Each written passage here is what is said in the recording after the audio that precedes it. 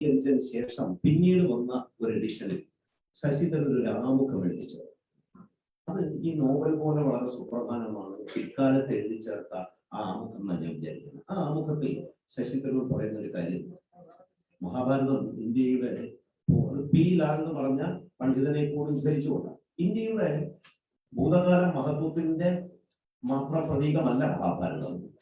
അത് നമ്മുടെ വർത്തമാനകാലത്തെ സൂചിപ്പിക്കുന്നു. നമ്മുടെ ഡിക്കെ കൂടി, നമ്മുടെ തിരുമലയെ കൂടി പ്രതിനിധാനം ചെയ്യുന്ന ഒരു പുസ്തകമാണ്. എന്നിട്ട് ശശി തരൂർ പറയുന്നു, വർഷങ്ങൾക്ക് മുമ്പ് മെക്സിക്കൻ നൊബേൽ ലോറിയറ്റായ മെക്സിക്കൻ കവി ഇന്ത്യയിൽ അംബാസഡർ ആയിരുന്നു മെക്സിക്കോയിൽ. അദ്ദേഹം ഇന്ത്യയിൽ അംബാസഡർ ആയിരുന്നു. അദ്ദേഹം ലാബിറിന്ത് ഓഫ് സോളിറ്റ്യൂഡ് എന്ന് പറഞ്ഞ പുസ്തകത്തിൽ പറയുന്നു, ഞാൻ മെക്സിക്കോയെ കുറിച്ച് ഈ പുസ്തകത്തിൽ എഴുതുന്നത് അത് മൊത്തം മെക്സിക്കോക്കാരുടെയും അനുഭവങ്ങളല്ല, മറിച്ച് മെക്സിക്കൻ സംസ്കാരത്തെ മനസ്സിലാക്കുന്ന ഒരു വിഭാഗം ആളുകൾ. അതുപോലെ ഞാൻ ഇന്ത്യയെ കുറിച്ച് എഴുതുമ്പോൾ പൊതുവായി ഭാരതീയർ എന്ന് അവകാശപ്പെടുന്ന ആളുകളല്ല, അങ്ങനെ ഒരു അവബോധമുള്ളവർക്ക് വേണ്ടിയാണ് എഴുതുന്നത് എന്ന് പറഞ്ഞിട്ട് അദ്ദേഹം ഒരു നിലപാട് മുന്നോട്ട് വയ്ക്കുന്നുണ്ട്. ഒരൊറ്റ ഇന്ത്യ സാധ്യമാണോ എന്നുള്ളതാണ് ആ നിലപാട്. ഇന്ത്യ ഒരു ബഹുസ്വര രാഷ്ട്രമാണ്. പല ഭാഷകളിൽ പല സംസ്കാരങ്ങളിൽ ഒക്കെ സംസാരിക്കുന്ന ഈ ബഹുത്വമാണ്, ഈ ബഹുലതയാണ് ഇന്ത്യയുടെ ഏറ്റവും വലിയ സവിശേഷത. അതിനെക്കുറിച്ചാണ് ഞാൻ എഴുതുന്നത് എന്നാണ്. ഇത് 33 കൊല്ലം മുമ്പ് എഴുതിയ ഒരു നോവൽ. ഞാൻ ചോദിക്കുന്നത്, അതിനുശേഷം റൈറ്റ് എന്ന് പറഞ്ഞ വളരെ ഫോമൽ എക്സ്പെരിമെന്റേഷൻ നടത്തിയ ഒരു നോവൽ അദ്ദേഹം എഴുതി. പിന്നീട് ശശി തരൂർ നോവലിലേക്ക് മടങ്ങിപ്പോയില്ല. ഒരു നോവൽ വായനക്കാരനുള്ള നിലയിൽ എനിക്ക് അതിനകത്ത് വ്യക്തിപരമായ ദുഃഖമുണ്ട്. എങ്കിലും അദ്ദേഹത്തിന്റെ പാരായണപ്രീതി, വായനാപ്രിയം കൂടി ശ്രദ്ധിക്കാനിടയില്ല.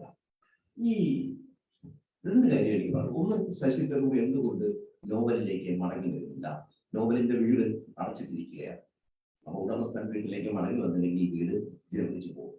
രണ്ടാമത്തേത്, ഈ 33 വർഷം മുമ്പ് ഇമാജിൻ ചെയ്ത ഇന്ത്യ ഉണ്ടല്ലോ, ഈ വൈവിധ്യത്തിന്റെ, ബഹുസ്വരതയുടെ, പ്ലൂറലിറ്റിയുടെ അല്ലെങ്കിൽ പോളിഫോണിയുടെ ഈ ഇന്ത്യ 33 കൊല്ലത്തിന് ശേഷം 2022 നമ്മൾ നിൽക്കുമ്പോൾ വലിയ പ്രതിസന്ധികളിലൂടെ, അത് രാഷ്ട്രീയം മാത്രമല്ല, കൾച്ചറൽ, സ്പിരിച്വൽ എന്നൊക്കെ പറയാം, പ്രതിസന്ധികളിലൂടെ കടന്നു പോകുമ്പോൾ ഇനി ഒരു great Indian novel, great Indian novel എന്നൊരു അന്വേഷണമാണ്, ഗ്രേറ്റ് അമേരിക്കൻ നോവൽ എന്ന് പറയുന്നത് സാധ്യമാണോ? എന്താണ് ഈ എഴുത്തുകാരൻ എന്ന രാഷ്ട്രീയക്കാരനല്ല, അസ് എ പൊളിറ്റീഷ്യൻ അല്ല ചോദിക്കുന്നത്, എങ്ങനെയാണ് ഇന്നത്തെ ഈ 33 കൊല്ലം മുമ്പ് താങ്കൾ കണ്ട ഈ ബഹുസ്വരതയുടെ ഇന്നത്തെ സ്ഥിതി എന്താണ്? ആദ്യം എന്തുകൊണ്ടാണ് ഞാൻ നോവൽ എഴുതാത്തതെന്ന് അൺഫോർച്ചുനേറ്റ്ലി അത് രാഷ്ട്രീയക്കാരൻ ശശിധരൂറിനോട് ചോദിക്കട്ടെ. കാരണം എന്റെ രാഷ്ട്രീയ ഉത്തരവാദിത്വം, അതിന് മുമ്പ് എന്റെ ഐക്യരാജ്യസഭയുടെ ഉത്തരവാദിത്വങ്ങളാണ് ഇതിനെ തടസ്സം കൊണ്ടുവന്നത്. ഒരു നോവൽ എഴുതുമ്പോൾ നമുക്ക് സമയം മാത്രമല്ല ആവശ്യം. സമയം എനിക്ക് എന്തായാലും എപ്പോഴും ചുരുക്കമാണ്. ഒരു ഫുൾ ടൈം ജോലി ചെയ്യുന്ന ഒരു വ്യക്തിയായിട്ട് ഞാൻ എൻ്റെ എഴുത്ത് സമയം കിട്ടുമ്പോൾ ചെയ്യുന്ന ഒരു ആപ്ലിക്കേഷനാണ്. അപ്പൊ അതിൻ്റെ അർത്ഥം രാത്രി എഴുതും, ശനി ഞായറും അവധി ഉണ്ടെങ്കിൽ എഴുതും. പക്ഷേ എന്റെ ഉത്തരവാദിത്തങ്ങൾ കൂടി കയറുമ്പോൾ ഐക്യരാജ്യസഭയിലും അത് കഴിഞ്ഞിട്ട് രാഷ്ട്രീയത്തിൽ ശനി ഞായറെന്ന് പറഞ്ഞ കോൺസെപ്റ്റ് ഇല്ല, 7 ദിവസം പ്രവർത്തനം തന്നെ ആയിരിക്കും. അപ്പൊ ഈ സ്ഥിതിയിൽ എന്ത് പറ്റി പറയുക, ഒരു നോവൽ എഴുതുമ്പോൾ you are constructing N alternative moral universe.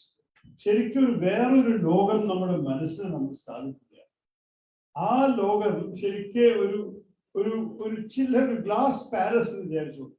ഒരു കൊട്ടാരം നമ്മുടെ മനസ്സിൽ ചില്ലോണ്ടാണ് ഉണ്ടാക്കുന്നത്, കർണാടകത്തിൽ ഉണ്ടാക്കുന്നത്. അതിനെ നമ്മൾ കെട്ടിയിട്ട് അതിൻ്റെ അകത്തുള്ള സംഭവിക്കുന്ന ഓരോ കാര്യങ്ങൾ, അതിനുള്ളിൽ താമസിക്കുന്ന വ്യക്തികൾ, അവർ സംസാരിക്കുന്ന അവരുടെ ചിന്തകൾ, അവരുടെ ജീവിതത്തിൽ സംഭവിക്കുന്ന കാര്യങ്ങളൊക്കെ they should be as real to you as what you are experiencing in your daily life. അങ്ങനെ ശരിക്കും നമ്മൾ എല്ലാ ദിവസവും ആ കഥയ്ക്ക് തിരിച്ചു വരുമ്പോൾ ആ കഥയിൽ നമ്മൾ എൻജോയ് ചെയ്തിട്ട് നമുക്ക് വീണ്ടും എഴുതാൻ സാധിക്കും. പക്ഷേ ഈ 10-22 വർഷക്കാലം എനിക്കത് ചെയ്യാനുള്ള സാധ്യത ഉണ്ടായിട്ടില്ല. കാരണം ആ ലോകം നമ്മൾ മനസ്സിലുണ്ടാക്കുമ്പോൾ പെട്ടെന്ന് അത് യുഗോസ്ലാവിയ യുദ്ധമോ അല്ലെങ്കിൽ ഐക്യരാജ്യസഭയിലത്തെ വലിയൊരു വിവാദമോ അല്ലെങ്കിൽ പെട്ടെന്ന് ഒരു അന്താരാഷ്ട്രീയ പ്രക്രിയയിൽ വന്നിട്ട് ഐക്യരാഷ്ട്രസഭയ്ക്ക് വേണ്ടി പോകേണ്ടി വന്നു, അല്ലെങ്കിൽ നമ്മുടെ രാഷ്ട്രീയ ഒരു പ്രചരണ ഒരു പാർലമെന്റ് സെഷനിൽ പങ്കെടുത്ത് പെട്ടെന്ന് ഒരാഴ്ച 2 ആഴ്ച 10 ദിവസം 20 ദിവസമൊക്കെ നമുക്ക് ഈ ഗ്ലാസ് പാലസിനകത്ത് വീണ്ടും കയറാൻ സാധിക്കുന്നില്ലെങ്കിൽ ആ ഗ്ലാസ് പാലസിനെ ക്രാക്ക് ചെയ്യാൻ തുടങ്ങി. കാരണം അതിന്റെ യാഥാർത്ഥ്യം നമ്മുടെ മനസ്സ് കുട്ടികൾ വേറൊരു യാഥാർത്ഥ്യത്താണ് ജീവിക്കുന്നത്. അതുകൊണ്ട് ഞാൻ ഒരു 5-6 നോവലുകൾ 2000 മുതൽ 2010-11 വരെ ആരംഭിച്ച നോവൽസ് അബാൻഡൻ ചെയ്യുന്നുണ്ട്. കാരണം കുറെ ഇന്ററപ്ഷൻസ് വന്നു കഴിഞ്ഞാൽ ആ ഗ്ലാസ് പാലസിന്റെ ഗ്ലാസ് എല്ലാം പൊട്ടിത്തെറിച്ച് നിലത്ത് വീഴും. പിന്നെ ആ ലോകത്ത് നമുക്ക് വീണ്ടും കയറാൻ സാധിക്കും. അപ്പൊ ഞാൻ എന്റെ അനുഭവത്തിൽ not only are my laptops littered with incomplete manuscripts, but I realized that fiction is not interrupted. You have to be able to create this world in living. അപ്പൊ നോൺ ഫിക്ഷൻ ആണെങ്കിലോ ഞാൻ വന്ന് എഴുതി തുടങ്ങി ഇതേപോലെ ഇന്ററപ്ഷൻ ഒന്നും ഒരാഴ്ച 30 ദിവസം തൊടാൻ സാധിക്കില്ല. ഞാൻ തിരിച്ചു വന്നിട്ട് ഞാൻ എഴുതിയ ആർഗ്യുമെന്റോ ഞാൻ എഴുതിയ ഡിസ്ക്രിപ്ഷനോ എഴുതിയ എസ്സേ തുടങ്ങി വായിച്ചാൽ എനിക്ക് തന്നെ എന്റെ ചിന്ത വീണ്ടും ആവർത്തിക്കാൻ സാധിക്കും. My own thinking. എന്നിട്ട് അതിനെ കണ്ടിന്യൂ തുടർന്ന് പൂർത്തിയാക്കാൻ സാധിക്കും.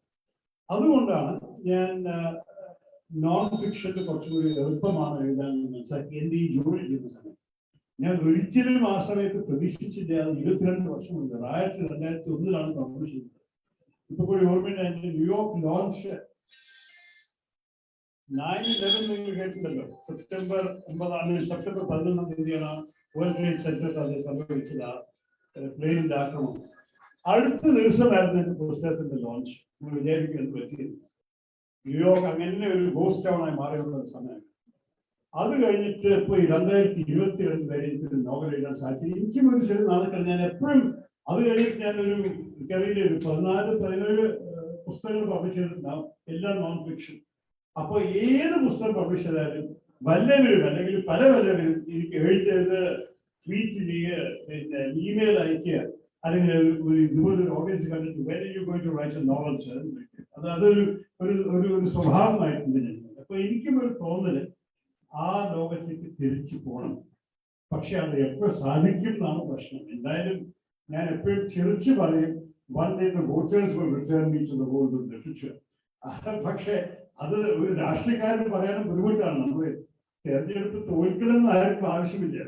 പക്ഷെ ഒരു ദിവസം അങ്ങനെ സംഭവിക്കാം, അല്ലെങ്കിൽ ഒരു ദിവസം എന്തായാലും നമ്മൾ കാര്യങ്ങൾ മാറ്റി വെച്ചിട്ട് എല്ലാ ദിവസവും എഴുതാൻ സാധിക്കുന്ന ഒരു സ്ഥിതിക്ക് ശേഷം അത് ചെയ്യണം. എനിക്ക് ഒരു 3-4 നല്ല ഐഡിയാസ് ഉണ്ട് നോവൽസ്. അത് നോൺ ഫിക്ഷനായി എഴുതാൻ സാധിക്കാത്ത കാര്യങ്ങളാണ്.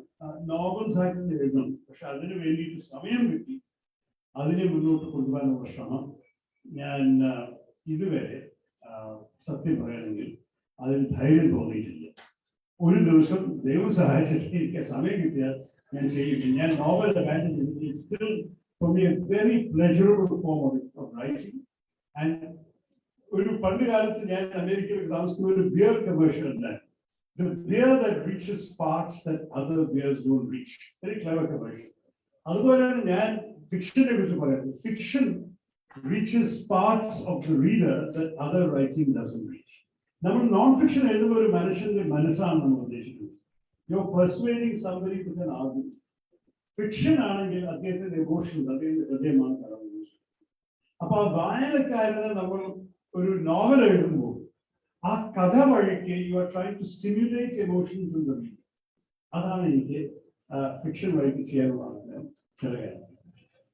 താങ്കളുടെ രണ്ടാമത്തെ ചോദ്യത്തിന് ഒരു ഷോർട്ട് ആൻസർ, ഭവിഷ്യവരത എവിടെ നമ്മുടെ രാജ്യത്ത് കാണാൻ സാധിക്കും? നമ്മൾ ശരിക്കും നോക്കുകയാണെങ്കിൽ 1947 മുതൽ വന്നൊരു ഭാരതം നമ്മള് നിങ്ങൾക്കറിയാം, ബ്രിട്ടീഷുകാരെ നമ്മുടെ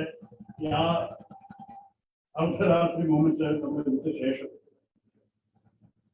എന്തായിരുന്നു വലിയ വിഷയം? വെച്ച വിഷയം മാത്രമായിരുന്നു എന്തിന്റെ അടിസ്ഥാനത്തിലാണ് നമ്മുടെ ദേശീയത. ചിലർ പറഞ്ഞു അവര് മതമാണ് അവരുടെ ദേശീയത. അവര് നമ്മുടെ രാജ്യം വിട്ടിട്ട് വേറെ രാജ്യം സ്ഥാപിച്ചു, പാകിസ്ഥാൻ. ഭാരതത്തിൽ ഇതുവരെ എല്ലാവരും പറഞ്ഞു അല്ല, ഞങ്ങളുടെ സ്വതന്ത്ര സമരം തന്നെ എല്ലാവർക്കും വേണ്ടിയിട്ടായിരുന്നു. ഞങ്ങളുടെ വിശ്വാസമാണ് ഈ സമരത്തെ പോലെ ഈ രാജ്യവും എല്ലാവരും രാജ്യമാണ്. അപ്പൊ അടുത്ത 3 വർഷം 1947 മുതൽ 50 വരെ, ശരിക്കും 49 അവസാനം വരെ അവര് ചർച്ച ചെയ്ത് ചിന്തിച്ച് എഴുതിയ ഭരണഘടന, കോൺസ്റ്റിറ്റ്യൂഷണൽ ഇന്ത്യ. അതാണ് ശരിക്കും നമ്മൾ ഐഡിയൽ ഇന്ത്യ എന്ന് പറയുന്ന ഐഡിയൽ ഇന്ത്യ സ്ഥാപിച്ചത് ഭരണഘടനമാണ്. ആ ഭരണഘടനകൾ ജാതി ഏതായാലും, മതം ഏതായാലും, ഭാഷ ഏതായാലും, നിറം ഏതായാലും, ഭാരതത്തിൽ എവിടെ ജനിച്ചാലും അതൊന്നും പ്രശ്നമല്ല. നിങ്ങൾ ഭാരതീയ പൗരനാണെങ്കിൽ എല്ലാവർക്കും ഒരേ അവകാശത്തോടില്ല. അതായിരുന്നു നമ്മളുടെ ഒരു ബേസിക് കോൺസെപ്റ്റ്. അതിനെ എതിരിച്ചവര് ഒരു ഭാഗത്ത് പാകിസ്ഥാൻ സ്ഥാപിച്ചിട്ടുണ്ടായിരുന്നു, മറ്റേ ഭാഗത്ത് ഒരിക്കലും പറഞ്ഞത് ഒരേ സമയത്ത് ഹിന്ദുത്വവാദികളുമുണ്ട്. ഹിന്ദുത്വം പറഞ്ഞതല്ല ഈ രാജ്യം എല്ലാവരുടെയും രാജ്യമല്ല, ഈ രാജ്യം ഒരു ഹിന്ദു രാജ്യമാണ്. പക്ഷേ ഹിന്ദു ആരാണ്? ഈ രാജ്യം നിങ്ങളുടെ മാതൃഭൂമി, നിങ്ങളുടെ പിതൃഭൂമി, നിങ്ങളുടെ പുണ്യഭൂമിയാണ്. നിങ്ങളുടെ പുണ്യഭൂമി വേറെ വല്ല ജെറൂസലമിലോ ബെത്ലഹേമിലോ മെക്കയിലാണെങ്കിൽ നിങ്ങൾ ഈ രാജ്യത്തിന്റെ ആളല്ല. നിങ്ങൾ ഒന്നുമല്ലെങ്കിൽ ഒരു അതിഥിയാണ്, അല്ലെങ്കിൽ നിങ്ങൾ കള്ളനായിട്ട് ചാടി കയറിയത് തന്നെ നിങ്ങളെ കുടുക്കി വിടാൻ ഞങ്ങൾ അവരാകും. അതായിരുന്നു ഹിന്ദുത്വത്തിന്റെ ബേസിക് കോൺസെപ്റ്റ്. ആ വിശ്വാസമുള്ളവർക്ക് ആ കാലത്ത് 2-3% വോട്ട് ഇല്ലായിരുന്നു. ആരും എടുത്തില്ല. പക്ഷെ അവര് തുടക്കം മുതൽക്ക് പറഞ്ഞ അവർ ഈ ഭരണഘടനത്തിൽ കാണുന്ന ഐഡിയ ഇന്ത്യ ഒരിക്കലും അംഗീകരിക്കില്ല. അവരോട് ഇതൊക്കെ ഇംഗ്ലീഷുകാരുടെ ഐഡിയാസ് കൊണ്ടുവന്നിരിക്കുന്ന ഈ രാജ്യത്ത് ഞങ്ങളത് സപ്പോർട്ട് ചെയ്യില്ല, ഞങ്ങൾക്കൊരു ഹിന്ദു രാഷ്ട്രമാണ് കാണുന്നത്. അതാണ് അവരുടെ കോൺസെപ്റ്റ്. ഞാൻ ഇന്ത്യയിൽ വളരുമ്പോൾ ഒരിക്കലും ഒരു സെക്കൻഡ് ചിന്തിച്ചില്ല ഇങ്ങനെ വിശ്വാസിക്കുന്നവര് ഒരു ദിവസം ഭരണത്തിൽ വരുന്നത് മാത്രമല്ല നല്ലൊരു ഭൂരിപക്ഷത്തോട് ഭരണത്തിൽ വന്നിട്ടുണ്ട്. ഇപ്പൊ അവരുടെ ഐഡിയയെ മുന്നോട്ട് കൊണ്ടുവരും. ആ ഐഡിയയുടെ ഭൗതികത അത്രയില്ല. കാരണം അവര് ഇടയ്ക്ക് ആവശ്യം വരുമ്പോൾ നമ്മുടെ രാജ്യത്തിന്റെ താങ്കൾ പറഞ്ഞ നല്ല വാക്കുകൾ പൊളിറ്റിക്കൽസ് ഇന്ത്യ അതിനെക്കുറിച്ച് ഇടയ്ക്ക് അവരുടെ കോൺസെപ്റ്റിൽ ഒരു മതം, ഒരു രാജ്യം, ഒരു ദൈവം, ഒരു ഭാഷ, അതാണ് അവർക്ക് കാണുന്നത്. നോട്ട് യൂണിറ്റി ബട്ട് യൂണിഫോമിറ്റി, അതാണ് അവർക്ക് വേണ്ടത്. അപ്പോ അങ്ങനെ ഒരു നമ്മുടെ ഭരണത്തിൽ ഇരിക്കുന്നവർ ചിന്തിക്കുമ്പോൾ എത്ര എളുപ്പമായിരിക്കും നമ്മുടെ ഭൗതികത നമുക്ക് സംരക്ഷിക്കാൻ എനിക്കറിയില്ല. പക്ഷെ ഒരു കാര്യം ഞാൻ പറയാം, നമ്മുടെ ഭാരതത്തിന്റെ ആത്മാവിന് വേണ്ടി ഒരു സംഘർഷം നടത്തുന്ന ഒരു കാര്യം ഇത്. ഞങ്ങളൊക്കെ ഈ ലിബറൽസിനെ കുറിച്ച് എല്ലാവരും ആക്ഷേപിക്കുന്നു. നിങ്ങളുടെ ഐഡിയ വേണ്ടി ആര് നിങ്ങൾക്ക് അവകാശം തന്ന ഐഡിയ ഇന്ത്യ പ്രഖ്യാപിക്കാൻ? ഞാൻ പറയുന്നത് എനിക്ക് അവകാശം കിട്ടിയത് നമ്മുടെ ഭരണഘടന, കോൺസ്റ്റിറ്റ്യൂഷൻ ഐഡിയ ഡിഫൈൻഡ്. പക്ഷേ ആ കോൺസ്റ്റിറ്റ്യൂഷനെ മാറ്റാനുള്ള ഭൂരിപക്ഷം നിൽക്കുന്നുണ്ട്. അതാണ് ഇപ്പൊ നമ്മൾ കാണുന്നത്.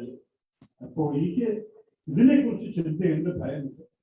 അപ്പൊ എന്റെ എഴുത്തും കുറെ പുസ്തകമായിട്ടിപ്പോൾ ഈ വിഷയത്തെ കുറിച്ച് ഞാൻ പിന്നെ എന്റെ ഒരു കോവിഡിന്റെ സമയത്ത് ഇറങ്ങിയ കാരണം ആരും വായിക്കാത്ത ഒരു പുസ്തകമാണ് പാറ്റേൺ ഓഫ് ബിലോങ്ങിങ്. അത് നിങ്ങൾ കണ്ട ദേശീയതയെക്കുറിച്ച് കുറച്ച് ഡീറ്റെയിൽ വിശദീകരിച്ച ഒരു പുസ്തകമാണ്. വായിച്ചാൽ എനിക്ക് വലിയ സന്തോഷമുണ്ട്. കാരണം ഞാൻ കുറെ റിസർച്ച് ചെയ്തിട്ടും വിഷയങ്ങൾ മനസ്സിലാക്കിയിട്ടും ബെനിഫിറ്റ് എഴുതിയ ഒരു പുസ്തകമാണ്. അതിന്റെ ആദ്യത്തെ 100 പേജിൽ ലോകത്തിന്റെ നാഷണലിസത്തെ കുറിച്ചുള്ള കോൺസെപ്റ്റ്സും അതിന്റെ എവല്യൂഷനും മറ്റേ എല്ലാ രാജ്യങ്ങളും സംബന്ധിച്ച കാര്യങ്ങളെ കുറിച്ച് എഴുതിയ ശേഷമാണ് ഞാൻ ഭാരതത്തെ കുറിച്ച്, നമ്മുടെ ദേശീയത്തെ കുറിച്ച് ഈ 300 ചില്ലാൻ പേജ് ഉണ്ടെങ്കിൽ നിങ്ങൾ അത് വായിച്ചു നോക്കണമെന്നാണ് എൻ്റെ അഭിപ്രായം.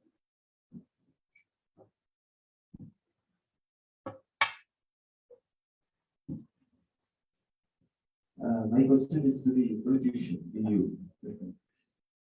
I think you would agree. നമ്മുടെ ഇന്ത്യ മുഴുവൻ ഇല്ലെങ്കിലും കേരളം എടുത്താൽ നമ്മുടെ cast സിസ്റ്റത്തിനെ more or less at least we have pushed it, behind the curtain. എന്റെ ഒരു കാഴ്ചപ്പാട് എന്താണെന്ന് വെച്ചാൽ this has kind of transformed into other forms. I come from the academic field.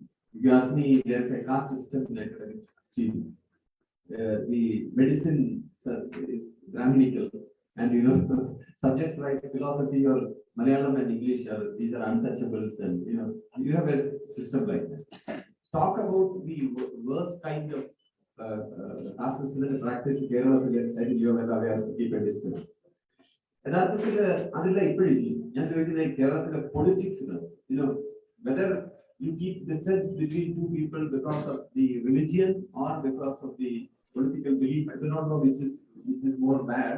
പക്ഷേ അങ്ങനെ അകറ്റി നിർത്തി ആൾക്കാരെ ക്യാൻസൽ ചെയ്യുകയും ചെയ്യും. Somebody is denied of all privileges which they are merit, entitles them to have.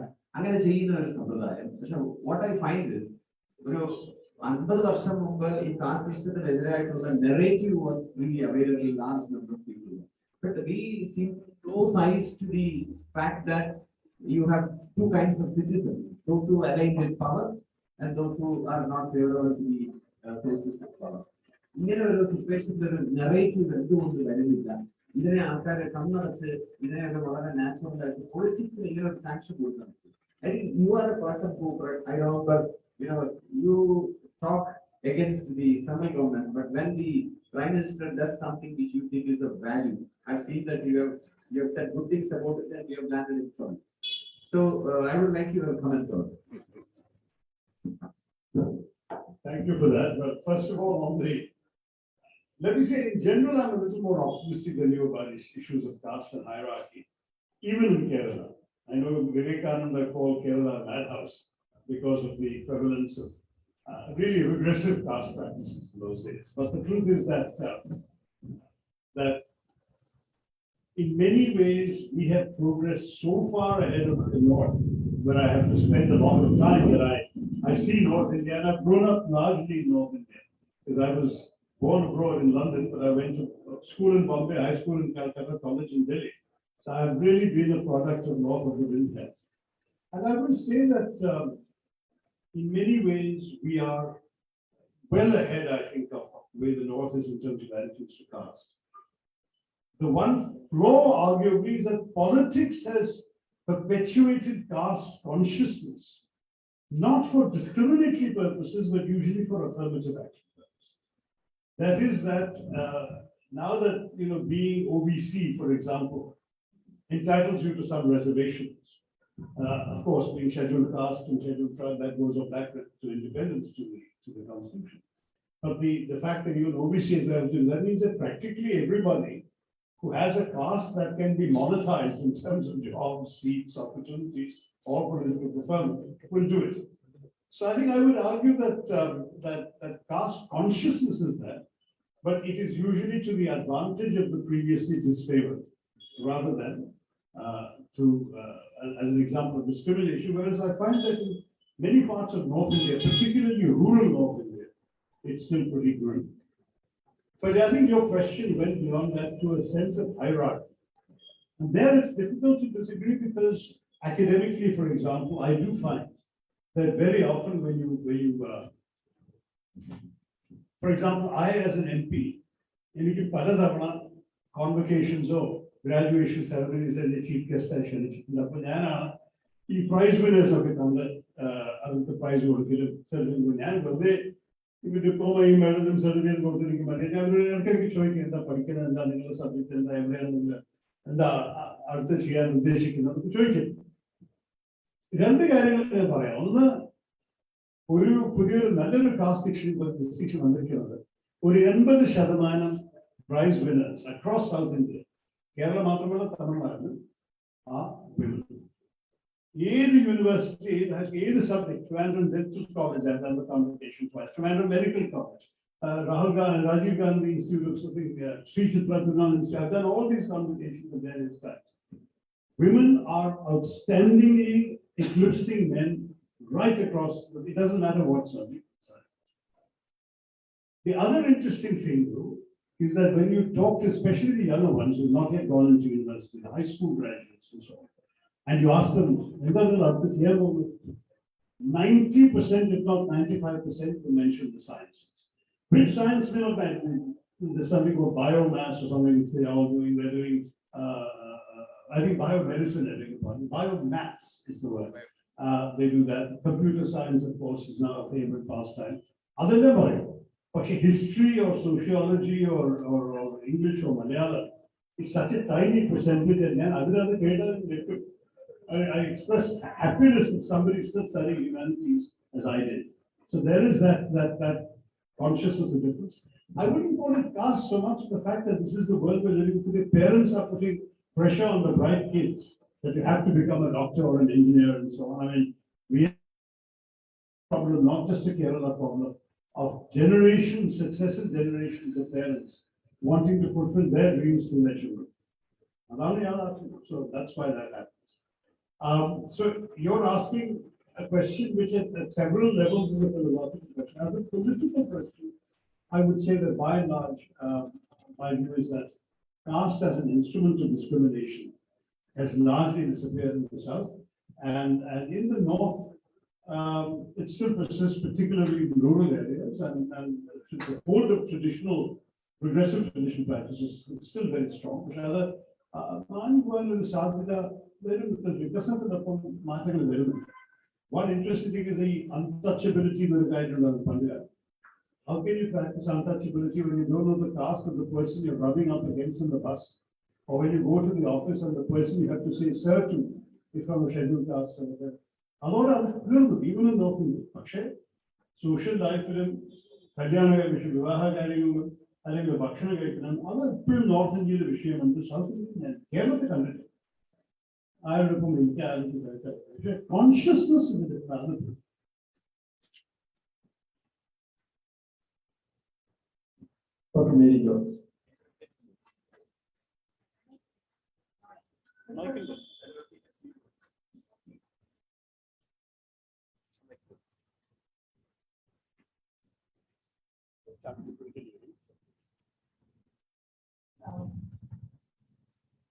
പ്രിയപ്പെട്ട ബഹുമാനപ്പെട്ട ശശി തരൂർ സർ, പ്രിയപ്പെട്ട അതിഥികൾ, എനിക്ക് ഇവിടുത്തെ നമ്മുടെ ജാതിയെ പറ്റി പറഞ്ഞപ്പോൾ ഞാൻ സാമ്പത്തിക ശാസ്ത്രമാണ് ചോദിക്കാൻ പോകുന്ന ചോദ്യങ്ങൾ. പക്ഷെ ജാതിയെ പറ്റിയുള്ള ആ ഡിസ്കഷൻ നടന്നതുകൊണ്ട് രാഹുൽ ഗാന്ധി ജയ്പൂരിൽ ഒരു പ്രസംഗം നടത്തി. ആ പ്രസംഗത്തിൽ അദ്ദേഹം സംഘികളെ പോലെ സംസാരിച്ചു എന്നാണ് ഇവിടെ ഇൻക്ലൂഡിംഗ് കാത്തലിക് ചർച്ച്, പല ചർച്ചുകളും അതുപോലെ മറ്റ് കമ്മ്യൂണിറ്റികളും ഒക്കെ പറഞ്ഞത്. പക്ഷെ അദ്ദേഹം പ്രസംഗിച്ചത് എവിടെ നിന്നായിരുന്നു എന്ന് തെറ്റിദ്ധരിക്കപ്പെടുകയായിരുന്നു. അതായത് മഹാത്മാഗാന്ധിയുടെ വില്ലേജ് സ്വരാജ്, ആ വില്ലേജ് സ്വരാജിന്റെ 250 പേജ്, ലാസ്റ്റ് പേജാണ് 250 പേജ്. അതിൽ 2 പാരഗ്രാഫേ ഉള്ളൂ. അതിലെ ആദ്യത്തെ പാരഗ്രാഫ് തുടങ്ങുന്നത് തന്നെ India is a country of Hindus, it does not mean ruled by Hindus. രണ്ടാമത്തെ സെന്റൻസ്, ആ പാരഗ്രാഫിലെ രണ്ടാമത്തെ സെന്റൻസ് ആണ് it does not mean ruled by Hindus. Ram Raj means kingdom of God. When I use Ram Raj, that means everybody, whether it is a Muslim or a Christian or a Hindu, belongs to God's country. Deiva Rajyathil ulpettirikkunnu avarellaavarum. And when I propose God's country, ഇനി ആ വാക്കുകൾ കൃത്യമല്ല ഞാൻ പറയുന്നത്, പക്ഷേ ലോകത്ത് ഇന്ത്യയെ ഒരു സ്വർഗരാജ്യമാക്കുക എന്ന് വെച്ചാൽ ഇന്ത്യയുടെ ക്ഷേമം, അതുപോലെ തന്നെ ലോകത്തിന്റെ മുഴുവൻ ക്ഷേമം. അങ്ങനെയാണ് ആ പാരഗ്രാഫ് തീരുന്നത്. ആ വാക്കുകൾ ജയ്പൂർ സമ്മേളനത്തിൽ പ്രസംഗിച്ച രാഹുൽ ഗാന്ധിയാണ് തെറ്റിദ്ധരിക്കപ്പെട്ടത്. അപ്പൊ നമ്മള് പറഞ്ഞതുപോലെ ശശി തരൂർ സർ പറഞ്ഞതുപോലെ ഒരുപാട് വായിക്കുകയും ഒരുപാട് മനസ്സിലാക്കുകയും ചെയ്യേണ്ടിയിരിക്കുന്നു. ഇതുപോലെ ഓരോന്ന് കേട്ട് ഓരോ തരത്തില് അതിനെ വ്യാഖ്യാനിക്കുമ്പോൾ അത് മാത്രമേ ഞാൻ അതേപ്പറ്റി പറയുന്നുള്ളൂ. അപ്പൊ എന്തായാലും രാഹുൽജി ചെയ്തത് ഒരു തെറ്റല്ല, ശരിയായ ഒരു പ്രസംഗം തെറ്റായി ഇന്റർപ്രറ്റ് ചെയ്താണ് ഉണ്ടായത്. ഇനി എനിക്ക് ഇദ്ദേഹത്തോട് ചോദിക്കാനുള്ളത്, ഉദാഹരണത്തിന് ഇപ്പോ അദ്ദേഹം ഒരു ഷവലിയർ പദവിയോടുകൂടി ഫ്രഞ്ച് പൗരനാണ്, ലോക പൗരനാണ്. നമുക്കറിയാം ഇന്ത്യയിൽ തന്നെ അദ്ദേഹത്തെ ഭരിച്ചിരിക്കുന്ന ഒരു ദേശമാണ് തിരുവനന്തപുരം. അദ്ദേഹം തിരുവനന്തപുരത്തിന്റെ ദത്തുപുത്രനാണെന്നോ അല്ലെങ്കിൽ തിരുവനന്തപുരത്തെ അദ്ദേഹം ദത്തെടുത്തിരിക്കുന്നോ എന്ന് വേണമെങ്കിൽ നമുക്ക് പറയാം. പക്ഷെ അദ്ദേഹം പാലക്കാട്ടുകാരനാണ്. ഞാൻ അദ്ദേഹത്തിന്റെ ലേഖനങ്ങൾ മാതൃഭൂമിയിലും മനോരമയിലും മറ്റു പലതിലും എഴുതുന്ന ലേഖനങ്ങൾ വായിക്കാറുണ്ട്.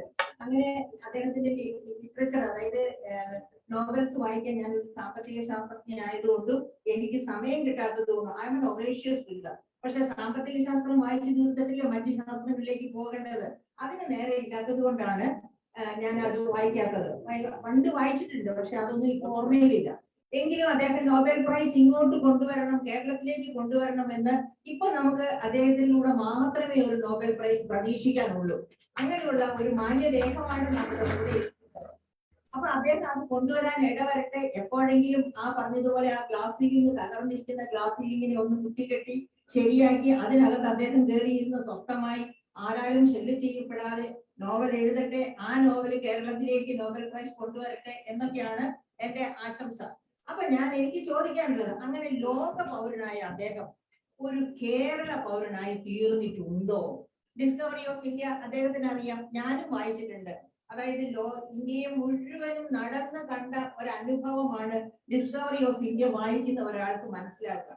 അപ്പൊ നെഹ്റുവിനെ അടുത്തറിയുന്ന ആരും പറയില്ല നെഹ്റു ഒരു സെക്ടേറിയൻ ആണെന്ന്, നെഹ്റു ഒരു കാസ്റ്റിന് വേണ്ടി ജീവിച്ചു എന്ന്.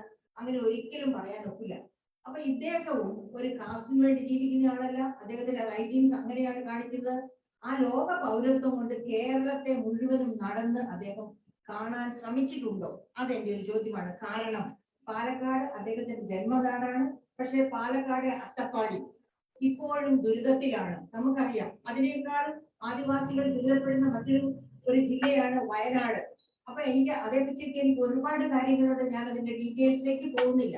എങ്കിലും ഇദ്ദേഹം അങ്ങനെ കേരളത്തെ ഒന്ന് മുഴുവനായി നടന്നു കണ്ട് കേരളത്തിലെ കോൺഗ്രസിന് ഊർജം പകരുന്ന ഒരു ഊർജ സ്രോതസ്സായി പരിണമിക്കുമോ? അതാണ് എനിക്കറിയേണ്ടത്. ഇപ്പൊ കോൺഗ്രസ് വളരെ തളർന്നു കിടക്കുകയാണ്. ആ തളർച്ചയിൽ നിന്ന് കോൺഗ്രസിനെ രക്ഷപ്പെടുത്തണമെങ്കിൽ ശശി തരൂരിന്റെ ഊർജം തീർച്ചയായിട്ടും ആവശ്യമാണ് എന്ന് വിശ്വസിക്കുന്ന കൂട്ടത്തിലാണ്. ഇനി എനിക്ക് രണ്ടാമതുള്ളത് ഫ്രീ ബീസിനെ പറ്റിയാണ് ഒരു ചോദ്യം. അപ്പൊ അത് പറയുമ്പോൾ ഞാൻ തന്നെ ഒരു ഇൻട്രഡക്ഷൻ പറഞ്ഞുകൊള്ളട്ടെ. അത് കാണികളോട് ക്ഷമിക്കണം.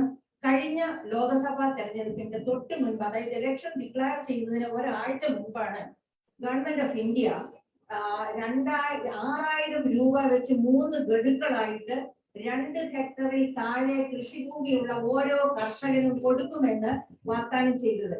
ആ വാഗ്ദാനം ചെയ്തു കഴിഞ്ഞ് ഒരാഴ്ച കഴിയുമ്പോൾ തന്നെ ഇലക്ഷൻ ഡിക്ലെയർ ചെയ്തു. ഇലക്ഷൻ ഡിക്ലെയർ ചെയ്യുന്നതിന് മുൻപ് അതിനേക്കാൾ വലിയൊരു അത്ഭുതം സംഭവിച്ചു. എന്താണത്? റിസർവ് ബാങ്കിന്റെ റിസർവിൽ ഇരുന്ന 1,70,70,000 കോടി രൂപ നിർബന്ധപൂർവം ഗവൺമെന്റിലേക്ക് ട്രാൻസ്ഫർ ചെയ്യിച്ചു. അതായത് റിസർവ് ബാങ്കിന്റെ റിസർവിൽ ഇരിക്കുന്ന പണം ഒരിക്കലും അങ്ങനെ ഇതുവരെ നമ്മുടെ മൻമോഹൻ സിംഗ് RBI ഗവർണറായിരുന്നതാണ്. അപ്പോഴൊന്നും ഒരു പൈസ പോലും റിസർവിൽ ഇരിക്കുന്ന പണം, മറ്റേ റിസർവ് ബാങ്ക് ഉണ്ടാക്കുന്ന പ്രോഫിറ്റ് ഓഫ് കോഴ്സ് 100% ഷെയറും സെൻട്രൽ ഗവൺമെന്റിന്റെ കയ്യിലാണ് റിസർവ് ബാങ്ക് ഓഫ് ഇന്ത്യയുടെ. അതുകൊണ്ട് തന്നെ ലാഭം ഉണ്ടാക്കിയാൽ അത് മുഴുവനും റിസർവ് ബാങ്ക് ഗവൺമെന്റിലേക്ക് കൊടുക്കണം. പക്ഷെ റിസർവ് ഫണ്ട് എന്ന് പറയുന്നത് റിസർവ് ഫണ്ടാണ്, എമർജൻസിയിൽ എടുക്കേണ്ടതാണ്. ആ റിസർവ് ഫണ്ടാണ് ട്രാൻസ്ഫർ ചെയ്യിച്ച് ആദ്യത്തെ ഗഡു 2000 രൂപ വീതം ഓരോ 2 ഹെക്ടറിൽ താഴെയുള്ള കർഷകനും കൊടുത്തത്. അങ്ങനെ കൊടുത്താണ് അപ്രാവശ്യം, അതായത് 2019 ഇലക്ഷൻ മോദി ഗവൺമെന്റ് വീണ്ടും നേടിയത്. അത് ഫ്രീ ബി അല്ലേ? അതിനെയല്ലേ ഫ്രീ ബി എന്ന് വിളിക്കേണ്ടത്? മറിച്ച് ഞങ്ങളെ എല്ലാവർക്കും നിങ്ങൾക്ക് എന്താ പറയുക, നല്ല ട്രാൻസ്പോർട്ട് സൗകര്യം തരാം എന്നൊക്കെ പറയുന്നു. അതായത് നമ്മുടെ ബേസിക് നെസസിറ്റീസ് അത് തരാം എന്ന് പറയുന്നത് ഫ്രീ ബി അല്ല, അത് നമ്മുടെ ഓരോരുത്തരുടെയും അവകാശമാണ്. പക്ഷെ ഇതുപോലെ ഡിക്ലെയർ ചെയ്യുന്നതാണ് ഫ്രീ ബി എന്ന് ഞാൻ വിശ്വസിക്കുന്നു. അതുകൊണ്ട് സുപ്രീം കോടതി എന്നെ ഒരു വക്കീലായിട്ട് വിളിക്കുകയാണെങ്കിൽ ഞാനിത് കൃത്യമായിട്ട് അവിടെ സമർപ്പിച്ചാൽ ഇങ്ങനെ ചെയ്യുന്നതാണ് ഫ്രീ ബി. ഇപ്പൊ നരേന്ദ്രമോദി ഫ്രീ ബിക്ക് എതിരായിട്ട് വൈത്താരി മുഴക്കിക്കൊണ്ട് വന്നിരിക്കുകയാണ്. അദ്ദേഹം തന്നെയാണ് അതിന് തുടക്കമിട്ടത് എന്ന് പറയാൻ ഞാൻ ആഗ്രഹിക്കുന്നു. ഇനി അതുപോലെ എനിക്ക് ഈ ST സുരക്ഷയെ പറ്റിയാണ് വേറൊരു ചോദ്യം ഉള്ളത്. അതായത് ST സുരക്ഷ എന്ന് പറയുമ്പോൾ 12ാം പഞ്ചവത്സര പദ്ധതിയില് 12 ട്രൈബൽ മെഡിക്കൽ കോളേജുകൾ UPA ഗവൺമെന്റ് അനുവദിച്ചു. അപ്പൊ ആ ഒരു വിവരം വന്നപ്പോൾ ഞാൻ ബഹുമാനപ്പെട്ട മുഖ്യമന്ത്രിയോട് ബഹുമാനപ്പെട്ട മുഖ്യമന്ത്രിയോട് പറഞ്ഞു, കേരളത്തിലെ ഏറ്റവും കൂടുതൽ ട്രൈബൽസ് ഉള്ള ജില്ല വയനാടാണ്. അതായത് ഈ കേരളത്തിലെ ട്രൈബൽസിന്റെ 33% വയനാട്ടിലാണ്. അപ്പൊ ആ മെഡിക്കൽ കോളേജ് വയനാട്ടിൽ വരണമെന്ന്. പക്ഷെ ആ മെഡിക്കൽ കോളേജ് പോയത് പാലക്കാട്ടേക്കാണ്. താങ്കളുടെ അതായത് താങ്കളുടെ വക്കീൽ അവിടെ പ്രവർത്തിച്ചോ എന്ന് എനിക്ക് അറിഞ്ഞാൽ കൊള്ളാം. എന്തായാലും തീർച്ചയായിട്ടും പാലക്കാടും അർഹിക്കുന്നു. പക്ഷെ പാലക്കാട് IIT ഉണ്ട്, അങ്ങനെ ഒരുപാട് സ്ഥാപനങ്ങളുണ്ട്. വയനാട്ടിലാണ് ഇതൊന്നുമില്ല. അതുകൊണ്ട് വയനാട്ടില് പ്രഥമ പരിഗണന കിട്ടണം. ഞാനൊരു വയനാട് ജില്ലക്കാരിയാണ്, അതുകൊണ്ട് ഞാനത് പ്രത്യേകം പറയുകയാണ്. ഇനി എനിക്ക് ഒന്നുള്ളത് റിസർവേഷൻ ബില്ലിനെ പറ്റിയാണ്. താങ്കൾ പറഞ്ഞതുപോലെ അതെ എന്നെന്താ വിവേക് എന്നെ വഴക്ക് പറഞ്ഞു കേട്ടോ. എനിവേ അതായത് സ്ത്രീകളുടെ കോൺട്രിബ്യൂഷൻ അങ്ങ് അംഗീകരിക്കുന്നു. അപ്പം അതോടൊപ്പം തന്നെ ഈ റിസർവേഷൻ ബില്ല് ഇന്ത്യയുടെ പോപ്പുലേഷന്റെ 48% സ്ത്രീകളാണ്. കേരളത്തിന്റെ ആണെങ്കിൽ 52% സ്ത്രീകളാണ്. ഓഫ്കോഴ്സ് ലോക്കൽ സെൽഫ് ഗവൺമെന്റിലേക്ക് നമുക്ക് 50% റിസർവേഷൻ ഉണ്ട് കേരളത്തില്. പക്ഷേ ഓൾ ഇന്ത്യ ലെവലില് 33% റിസർവേഷന് വേണ്ടി കൊണ്ടുവന്ന ബില്ല് 96-ൽ കൊണ്ടുവന്ന ബില്ല് UPA ഗവൺമെന്റ് അത് പാസ്സാക്കണമെന്ന് ആഗ്രഹിച്ചിട്ടും ഇതുവരെയും പാസ്സാക്കപ്പെട്ടില്ല. ഇപ്പൊ തന്നെ ഒരു കോടതി നടത്തിയ ഒരു പരാമർശമുണ്ട്, അത് ലൈംഗികത ഉണർത്തുന്ന തരത്തിലുള്ള വേഷവിധാനം ചെയ്തുകൊണ്ടാണ് അവളെ എന്തോ ചെയ്തത് എന്ന്. അങ്ങനെയുള്ള ഇതൊക്കെ ഉണ്ടാകാതിരിക്കണം എന്നുണ്ടെങ്കിൽ സ്ത്രീകൾ അധികാരം കൈകാര്യം ചെയ്യണം, അവരുടെ കൈകളിലെത്തണം. അപ്പം താങ്കളുടെ സ്വാധീന ശക്തി അതിനുവേണ്ടി എന്തുമാത്രം വിനിയോഗിക്കും? സോറി, ഞാൻ ഒരുപാട് സമയം എടുത്തതിന്. ഞാൻ ചുരുക്കി വാക്ക് മാത്രം പറയാം. ഒന്ന്, നമ്മുടെ നെഹ്റുവിനെ പോലെ ഒരു പാൻ ഇന്ത്യൻ രാഷ്ട്രീയ പാർട്ടി എം പി ഉള്ളത്. ഞാൻ ജനിച്ചത് തമിഴ്നാട്ടിൽ, അച്ഛനമ്മ പാലക്കാട് ഗ്രാമത്തിലാണ് ജനിച്ചത്. അപ്പോൾ ബോംബെയിൽ വളർന്നു, കശ്മീർ ഹൈസ്കൂൾ ചെയ്തു, ഡൽഹിയിൽ കോളേജ് പഠിച്ചു. എല്ലാ വർഷവും നാട്ടിലേക്ക് ഹോളിഡേയിൽ പോകുമ്പോൾ പാലക്കാട് ഗ്രാമത്തിലായിരുന്നു തറവാട് വീട്. അവിടെയാണ് മലയാളം കേട്ട് മനസ്സിലാക്കിയത് ഒരുപാട്. അതുകൊണ്ടാണ് തിരുവനന്തപുരം ഇടയ്ക്ക് എൻ്റെ മലയാളം പരിഹരിക്കുന്നത്. കാരണം എൻ്റെ ഒരു പാലക്കാട് കൊളോക്കിയൽ മലയാളമാണ്, അതുകൊണ്ട് ആ ഗ്രാമത്തിൽ പഠിച്ച മലയാളം. അതുപോലെ തന്നെ ഞാൻ പിന്നെ ഒരു ഭാരതത്തെപ്പറ്റി സംസാരിക്കുകയും അതിൻ്റെ ടോട്ടാലിറ്റി ഞാൻ കാണുന്നില്ല. കാരണം അങ്ങനെയായിരുന്നു എൻ്റെ അപ്രമീയം ഞാൻ കണ്ടു മനസ്സിലാക്കിയതും. ഞാൻ എൻ്റെ കുട്ടിക്കാലം മുതൽക്ക് എന്നെ എല്ലാ ഭാരതത്തിലെല്ലാം മുക്കെന്നും പറയുന്ന സുഹൃത്തുക്കളും ക്ലാസ്മേറ്റ്സും ഫ്രണ്ട്സുമാണ്. അതുകൊണ്ട് എനിക്ക് ഒരു നാഷണൽ വിഷനുണ്ട്. പക്ഷെ കേരളത്തിൽ വന്നത് കേരള പ്രതിനിധിയായി മത്സരിച്ച ശേഷം കേരളത്തിന്റെ യാഥാർത്ഥ്യം, കേരളത്തിന്റെ ആ റിയാലിറ്റിയെ കുറിച്ചൊരു നല്ലൊരു പിടുത്തം ആവശ്യം ഉണ്ടായിട്ടുണ്ട്. അതിന് ഞാൻ കണ്ടുപിടിച്ചിട്ടുണ്ട്. പ്രത്യേകിച്ച് നമ്മൾ തിരുവനന്തപുരം ജില്ലയിൽ നല്ലപോലെ അറിയാം, കുട്ടികൾ ഞാൻ പോയി ഇറങ്ങിയിട്ടുണ്ട്. പക്ഷേ അവസരം കിട്ടുമ്പോൾ വേറെ ഭാഗങ്ങളിൽ പോയി ആൾക്കാരെ കാണാനും സംസാരിക്കാനും സാധിച്ചു. അച്ചപ്പാടി ആയിട്ട് പ്രത്യേകിച്ച് പോയിട്ടെങ്കിലും അച്ചപ്പാടിയുടെ തൊട്ടടുത്തുള്ള ആ ഒരേ മലയിൽ പിന്നെ തമിഴ്നാട് സൈഡിൽ അവിടെ ഒരു ട്രൈബൽ സ്കൂളിൽ ഞങ്ങൾ പ്രസംഗിച്ചിട്ടുണ്ട്. അവിടുത്തെ കാര്യങ്ങൾ അവരെ മനസ്സിലാക്കി ഒരേ കൂട്ടാണ്, ഒരേ വിഷയമാണ്. അപ്പൊ നമുക്ക് എല്ലാ വിഷയങ്ങളും മനസ്സിലാക്കുന്ന ആർക്കും പറയാൻ അവകാശമുണ്ട്. ഇതൊരു വലിയ രാജ്യമാണ്. ഈ മഹാരാജ്യത്തിൽ പല പ്രശ്നങ്ങളുണ്ട്. എല്ലാവർക്കും എല്ലാം അറിയാൻ സാധിക്കുമെങ്കിലും എനിക്ക് ഒരുമാതിരി ധൈര്യത്തോട് പറയാൻ നല്ലൊരു പിടുത്തമുണ്ട് ഇരിക്കുന്ന വിഷയങ്ങൾ. താങ്കളുടെ ആ അപ്രിഹെൻഷൻ വേണ്ട. ഒരുമാതിരി കേരളത്തിലും ഇന്ത്യയിലും ഒരു കാര്യങ്ങൾ മനസ്സിലാക്കിയതിന് വേണ്ടി പ്രവർത്തിക്കാൻ തയ്യാറാണ്. താങ്കൾ രണ്ടാമത്തെ പോയിന്റ് പിന്നെ എന്തായിരുന്നു? ഫ്രീബീസിനെ കുറിച്ച് ഞാൻ 100% താങ്കളുടെ അഭിപ്രായം തന്നെയാണ്. എന്റെ അഭിപ്രായത്തിൽ ഫ്രീബീസിന്റെ അർത്ഥം നിങ്ങൾ വല്ലതും കൊടുക്കാൻ വാഗ്ദാനം കൊടുത്താൽ അത് ഫ്രീബിയാണ്. ഞാൻ കൊടുക്കുകയാണെങ്കിൽ അത് ഫ്രീബിയല്ല. അതാണ് മിസ്റ്റർ മോദിയുടെ നിലപാട്. BJP കൊടുക്കുകയാണെങ്കിൽ അതൊക്കെ നല്ല കാര്യം. അത് മാത്രമല്ല, നിങ്ങൾക്ക് അറിയണം, എല്ലാ തെരഞ്ഞെടുപ്പും ഞാൻ വടക്കൻ ഭാരതത്തിൽ കണ്ടൊരു കാര്യമാണ്. അതില് എല്ലാ ഗവൺമെന്റ് പിന്നെ പ്രോഗ്രാംസ് ബെനിഫിഷ്യറീസ് ലിസ്റ്റ് എടുത്തിട്ട് BJP പ്രചരണം ചെയ്യുന്നവർക്കായി കൊടുക്കും. അവർ ഓരോരോ വീട്ടിൽ കയറി പറയുന്നത്, നിങ്ങൾക്ക് PM കിസാൻ യോജന 6000 രൂപ കിട്ടിയില്ലേ, അല്ലെങ്കിൽ നിങ്ങൾക്കൊരു ടോയ്ലറ്റ് കെട്ടി തന്നില്ലേ, അല്ലെങ്കിൽ നിങ്ങൾക്കൊരു ഗ്യാസ് സിലിണ്ടർ തന്നില്ലേ, അല്ലെങ്കിൽ നിങ്ങളുടെ ഗ്രാമത്തിൽ വൈദ്യുതി വന്നില്ലേ, ഇതൊക്കെ പറഞ്ഞിട്ട് പറയും മിസ്റ്റർ മോദി തന്നതാണ്, അദ്ദേഹം നന്ദി കാണിക്കണം ഇലക്ഷൻ വരുമ്പോൾ, മറക്കരുത്. അങ്ങനെയാണ് അതിന്റെ സന്ദേശം. അപ്പോ പണ്ട് കാലത്ത് UPA ഞങ്ങളുടെ ഇന്നസെൻസിൽ ഭാരതീയ പൗരന്മാരെ റൈറ്റ്സ് ബെയറിംഗ് സിറ്റിസൻസ് ആക്കാൻ, ഒരു അവകാശം അറിയിക്കുന്ന പൗരന്മാരായിട്ടാണ് ഞങ്ങൾ കണ്ടത്. അപ്പോൾ right to information, right to education, right to food security, right to employment through മൻരേഗ, അതൊക്കെ റൈറ്റ്സ് ആണ് നമുക്ക് കൊടുക്കാൻ ആവശ്യപ്പെടുന്നത്. ഇവരങ്ങനെയല്ല. ഇവർ ഫ്രീ കൊടുക്കുന്നത് മാത്രമല്ല, ആ കൊടുക്കുന്നു എന്ന് ഓർമ്മപ്പെടുത്തുന്ന ഒരു രാഷ്ട്രമാണ്. You should be grateful. ഇന്ത്യയിൽ വാക്ക് ലാഭർത്തി. ലാഭർത്തി എന്ന് പറഞ്ഞാൽ വെൽഫെയർ ബെനിഫിഷ്യറി, അതാണ് ലാഭർത്തി. നിങ്ങൾ ലാഭർത്തിയാണ് മറക്കരുത്. ഞങ്ങൾ ഇതാണ് അതിന്റെ രാഷ്ട്രം. അത് താങ്കളുടെ criticism 100% spot on. മൂന്നാമത്തെ പോയിന്റ് നാലാമത്തെ പോയിന്റ് ആയിരുന്നില്ല, അത് അവസാനത്തെ പോയിന്റ് ആയിരുന്നു.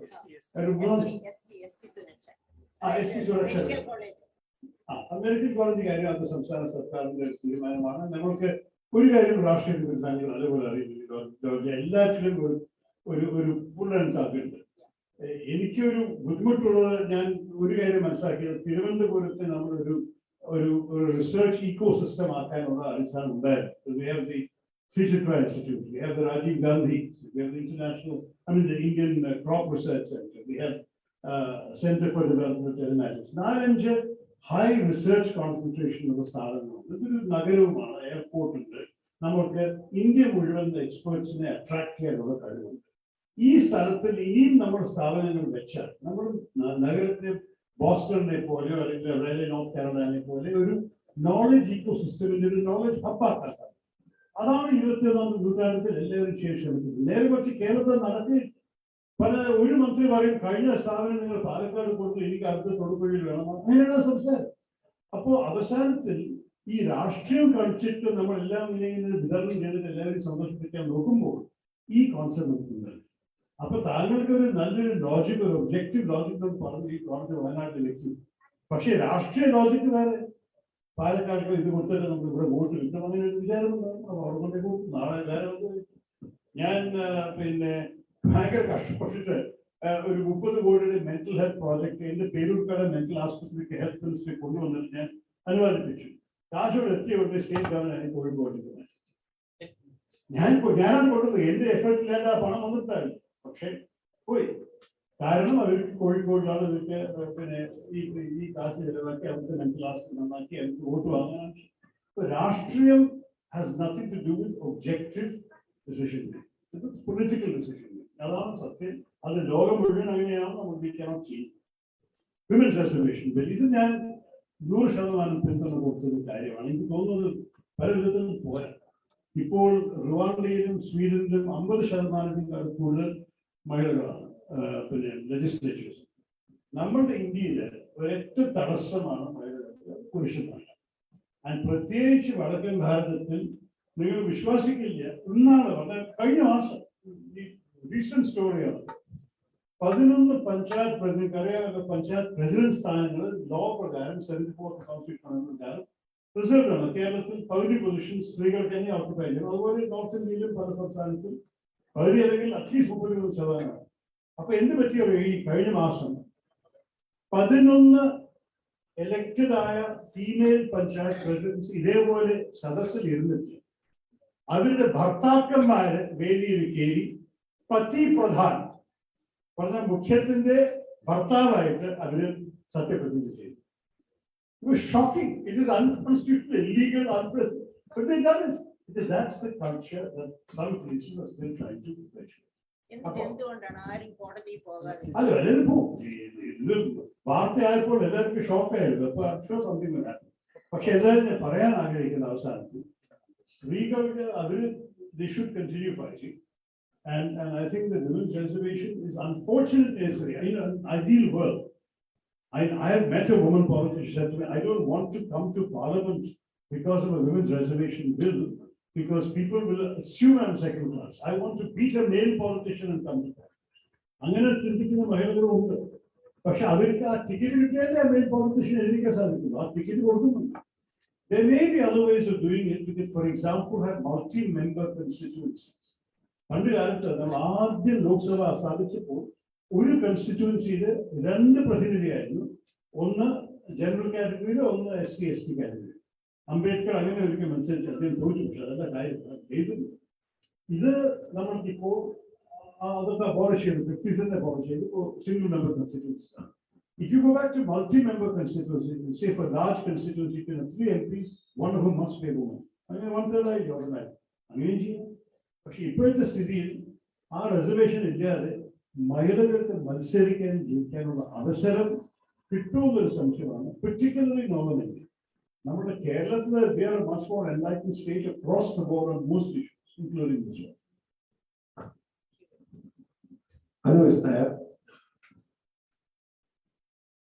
ചോദ്യം വളരെ ചുരുക്കി ഒറ്റ ചോദ്യം.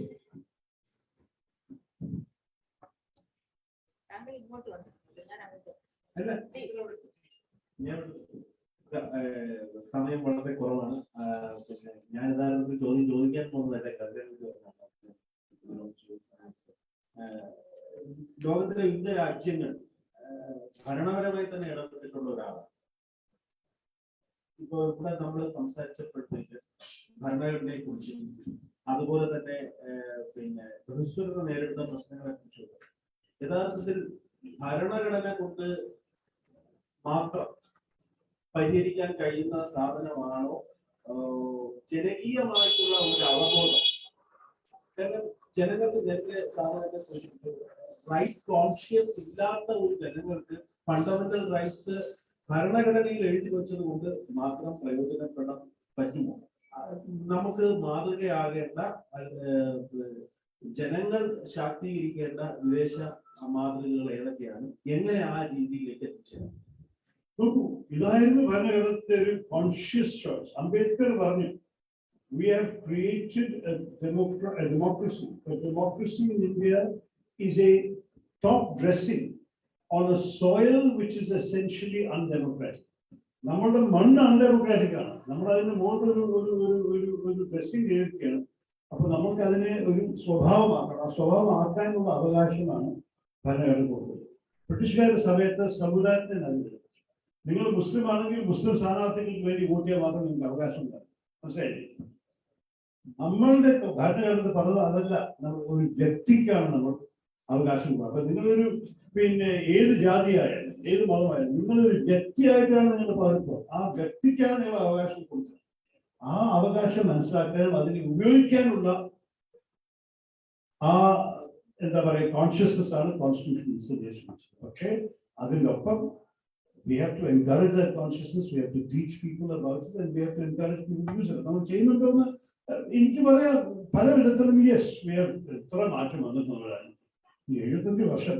ഞാൻ ഒരു ഉദാഹരണം പറയുകയാണെങ്കിൽ, നമ്മുടെ ഭരണഘടന വരുന്നതിന് 3000 വർഷം മുമ്പ് ഏത് മനുഷ്യനും ഒരു ദളിത് മഹിള ആര്യവ്രത്തിന് ഭരിക്കുന്ന ഒരിക്കലും സ്വപ്നത്തിൽ കൂടി കണ്ടിട്ടില്ല.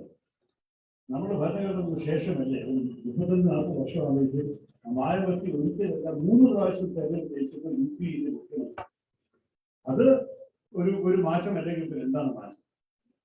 അല്ലെങ്കിൽ നമുക്ക് ചൂണ്ടിക്കാണിച്ചതായ ഒരു ചായ വിറ്റ, റെയിൽവേ സ്റ്റേഷനിൽ ചായ വിറ്റ ഒരു പയ്യൻ ഇപ്പോൾ വലുതായിട്ട് പ്രധാനമന്ത്രിയായിട്ട് അത് നമ്മുടെ രാജ്യത്തിന് വലിയൊരു മാറ്റമില്ല. നമ്മുടെ ജനാധിപത്യം, നമ്മളുടെ ശിവശങ്കർ പറഞ്ഞ ഹൈറാർക്കി ആൻഡ് കാസ്റ്റ് കോൺഷ്യസ്നസ് ഉണ്ടായിരുന്ന രാജ്യത്തിൽ ഇതൊക്കെ സാധ്യതയല്ല. ഇതൊക്കെ കാണുമ്പോൾ I still remain fairly optimistic because I believe a lot of good things have happened, a lot of changes have happened. ശരിക്കും നമ്മുടെ ഭാരതത്തിനകത്ത് we've had an economic revolution, we've had a social revolution, we've had a political revolution, and yet we've not had a revolution. It's all been done through constitution change. That's a remarkable thing. For 75 years, we have been an example of the management of diversity and the promotion of democracy in the world. അതിനെ ഇപ്പോൾ നമ്മൾ ഭരിക്കുന്നവരെ ചതിക്കുന്നു എന്നാണ് എന്റെ എല്ലാ വെച്ചും.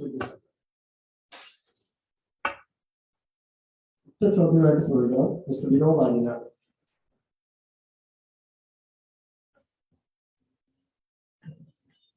എന്റെ ചോദ്യം പൊളിറ്റിക്സുമായിട്ട് ബന്ധപ്പെട്ടുകൊണ്ടാണ്.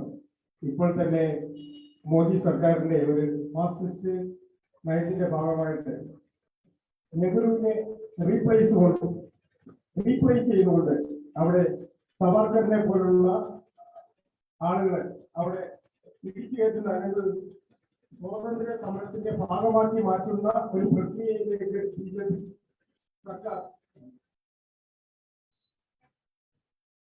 അടുത്തുകൊണ്ടിരിക്കുകയാണ്. എന്ന് വെച്ചാല് ഈ ഫാസിസ്റ്റ് സർക്കാർ ഭയപ്പെടുന്നത് ഇന്ദിരാഗാന്ധിയോ രാജീവ് ഗാന്ധിയോ രാഹുൽ ഗാന്ധിയോ അല്ല, നെഹ്റു വിഭാവന ചെയ്ത സോഷ്യലിസ്റ്റ് ആശയങ്ങളെയും പ്രത്യയശാസ്ത്രങ്ങളുമാണ് എന്നുള്ളതാണ് അത് വ്യക്തമാക്കുന്നത്.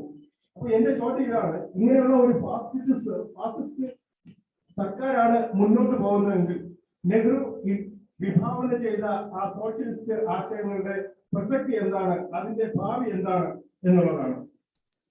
അത് നേരിടുന്ന വെല്ലുവിളികൾ എന്താണ്? നെഹ്റുവിനെ കുറിച്ച് പുസ്തകം കൂടി എഴുതി. അത് എഴുതിയത് വാജ്പേയി സർക്കാർ ഭരിക്കുമ്പോഴായിരുന്നു. ആ സമയത്തിന് ഞാൻ പറഞ്ഞു നെഹ്റുവിന്റെ സ്ഥാനം ഈ രാജ്യത്ത് ചോദ്യം ചോദിക്കുന്ന ഭാഗത്തുണ്ട്. അതുകൊണ്ടാണ് ഞാൻ അദ്ദേഹത്തിന്റെ ജീവിതത്തിൽ അദ്ദേഹം നമ്മളെ പഠിപ്പിച്ച കാര്യങ്ങൾ ആവർത്തിക്കുന്നത് എഴുതി. അത് കഴിഞ്ഞ് 15 വർഷം കഴിഞ്ഞ് അവരെ പുസ്തകത്തിൽ വീണ്ടും ഒരു എഡിഷൻ നടത്തിയിട്ടുണ്ട് വായിക്കുന്നത്. കാരണം അവർ പറഞ്ഞത് അതുമീതെ താങ്കൾ പറഞ്ഞ കാര്യങ്ങളൊക്കെ അതുമീതെ റെലവൻ്റാണ് ഇപ്പോൾ മോദി ഭരണ സമയത്ത്. പക്ഷേ താങ്കളുടെ ചോദ്യത്തിൽ നല്ല അർത്ഥമുണ്ട്. കാരണം ഇവര് നെഹ്റുവിനെ വീണ്ടും വീണ്ടും താത്താൻ ശ്രമിക്കുന്നതും വീണ്ടും ആക്ഷേപിക്കാൻ ശ്രമിക്കുന്നതിന് കാരണമുണ്ട്. നെഹ്റു ആണ് നമ്മുടെ രാജ്യത്തിന്റെ മുഖചരിത്രത്തെ സ്ഥാപിച്ചത്. കാരണം 1948 മഹാത്മാഗാന്ധി വെടിവെച്ചു, 1950 സർദാർ പട്ടേൽ അന്തരിച്ചു പോയി. നെഹ്റുവിനെ ചാലഞ്ച് ചെയ്യാൻ ആരും ഉണ്ടായിരുന്നില്ല. അദ്ദേഹം ശരിക്കും ഭാരതത്തിന്റെ രൂപത്തിനെ മാറ്റാനുള്ള അൺചാലഞ്ച്ഡ് പവറും അതോറിറ്റിയും അദ്ദേഹം ഉണ്ടായിരുന്നു. പക്ഷെ അദ്ദേഹം ആവശ്യപ്പെട്ട് നമ്മൾ ജനാധിപത്യമാകണം, നമ്മൾ ജനങ്ങൾക്ക് അവകാശം കൊടുക്കണം, നമ്മുടെ സ്ഥാപനങ്ങളെ ശക്തിപ്പെടുത്തണം, എല്ലാ വിധത്തിലും ഈ രാജ്യത്തിന്റെ ആ ഡയറക്ഷൻ സ്ഥാപിച്ചത് നെഹ്റുവായി. നമ്മൾ ജനാധിപത്യം ശരിക്കും അദ്ദേഹത്തിന്റെ പെരുമാറ്റം, അദ്ദേഹം പാർലമെന്റിൽ പോയി ഇന്ന് അതിനെ അപമാനിക്കേറ്റിട്ടും അദ്ദേഹത്തിന്റെ സ്വന്തം പാർട്ടിക്കാർക്ക് അദ്ദേഹം സ്വതന്ത്രം കൊടുത്തു, അദ്ദേഹത്തെ ക്രിട്ടിസൈസ് ചെയ്യാനും അറ്റാക്ക് ചെയ്യാനും. ഫിറോസ് ഗാന്ധി സ്വന്തം സണ്ണിലോ ആയിട്ട് കോൺഗ്രസ് സർക്കാരിനെ ആക്ഷേപിച്ചിട്ടാണ് ആ കാലത്തെ ഫൈനാൻസ് മിനിസ്റ്റർ കൃഷ്ണമച്ചാരി രാജിവെക്കേണ്ടി വന്നത്. എല്ലാ വിധത്തിലും നെഹ്റുജിയുടെ പ്രവർത്തനം നമുക്ക് ജനാധിപത്യത്തെ ശക്തി കൊടുക്കുന്നത്.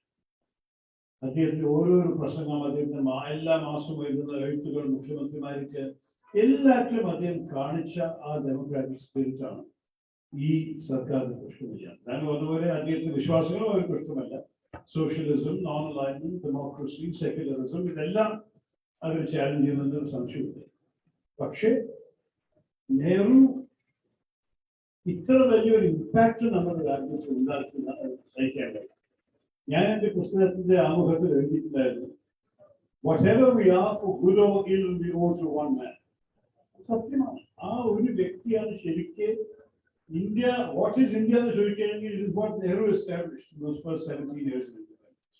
നിങ്ങൾക്ക് ഇഷ്ടക്കേടുണ്ടാവാം, നിങ്ങൾക്ക് ഒരു പക്ഷെ വേണ്ടെന്ന് വിചാരിക്കാം, പക്ഷെ അതാണ് നമ്മളെ എല്ലാ രീതിയിലും, എല്ലാ പബ്ലിക് സെക്ടർ സ്ഥാപിച്ചത് അദ്ദേഹമാണ്, IIT സ്ഥാപിച്ച അദ്ദേഹമാണ്, ഇസ്രോവും ഇതിന്റെ റോക്കറ്റ് പ്രോഗ്രാമും എല്ലാം കൂടെ അദ്ദേഹമാണ്. നമ്മളുടെ രാഷ്ട്രീയത്തിന്റെ രീതി, പാർലമെന്ററി ഡെമോക്രസി അദ്ദേഹമാണ് കൊണ്ടുവന്നത്, പാർലമെന്റിന്റെ പ്രവർത്തന രീതി അദ്ദേഹമാണ് കൊണ്ടുവന്നത്. ഏത് വിധത്തിലാണ് അദ്ദേഹം നമ്മുടെ ജുഡീഷ്യറിക്ക് വില കൊടുത്തതും അവരെ ബഹുമാനിച്ചതും. ഒരിക്കൽ അദ്ദേഹം ഒരു ജഡ്ജിന്റെ എതിരുന്ന ഒരു വാക്ക് ദേഷ്യത്തിൽ പറഞ്ഞ ഒരു പ്രസ് കോൺഫറൻസ്, ആ ഒരേ ദിവസം അദ്ദേഹം അപ്പോളജി എഴുതി ജഡ്ജിന്. എന്നിട്ട് അതിനീന്ന് ഒരു വലിയ അപ്പോളജി ചീഫ് ജസ്റ്റിന് എഴുതിയത് ഞാൻ I am sorry I insulted the judiciary എന്ന് പറഞ്ഞു. ഇത് മോസ്റ്റ് പവർഫുൾ മാൻ ഇന്ത്യ ചെയ്യാൻ ഒരു ആവശ്യം ഉണ്ടായിരുന്നില്ല. പക്ഷേ അദ്ദേഹത്തിന്റെ സന്ദേശം ശരിക്കും രാജ്യത്തിനായിരുന്നു. ഒരു വ്യക്തിയല്ല, ഒരു ഇൻഡിവിജ്വൽ അല്ല ഈ രാജ്യത്തിൽ ഇൻസ്റ്റിറ്റ്യൂഷനാണ്, സ്ഥാപനമാണ്. ജുഡീഷ്യറി ഒരു സ്ഥാപനമാണ്, പ്രൈം മിനിസ്റ്റർഷിപ്പ് ഒരു സ്ഥാപനമാണ്. ഒരു സ്ഥാപനത്തെ മറ്റേ സ്ഥാപനത്തെ ആക്ഷേപിക്കാനുള്ള അവകാശം ഇല്ലാതാണ് അദ്ദേഹത്തിന്റെ പെരുമാറ്റത്തിൽ അദ്ദേഹം ചൂണ്ടിക്കാട്ടുന്നത്. മഹാൻ വ്യക്തിയായിരുന്നു.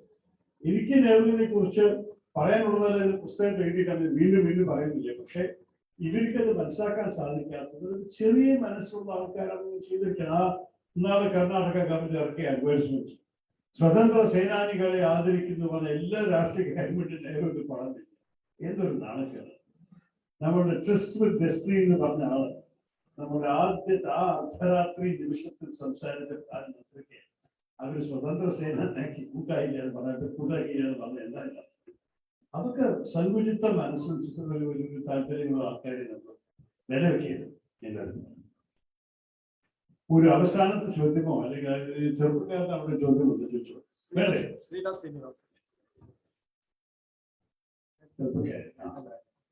Hello, sir. I am Priyali Kar. I am from grade 7. Yeah, and there's a question for. You said like most people choose science. Like now, even like in grade 7, everyone is asking, "What are you going to be?" Like even the relatives, they're like, "What are you going to be? You're going to go 10, then you have to choose something." It's like everyone is like, "You have to know what you're going to be."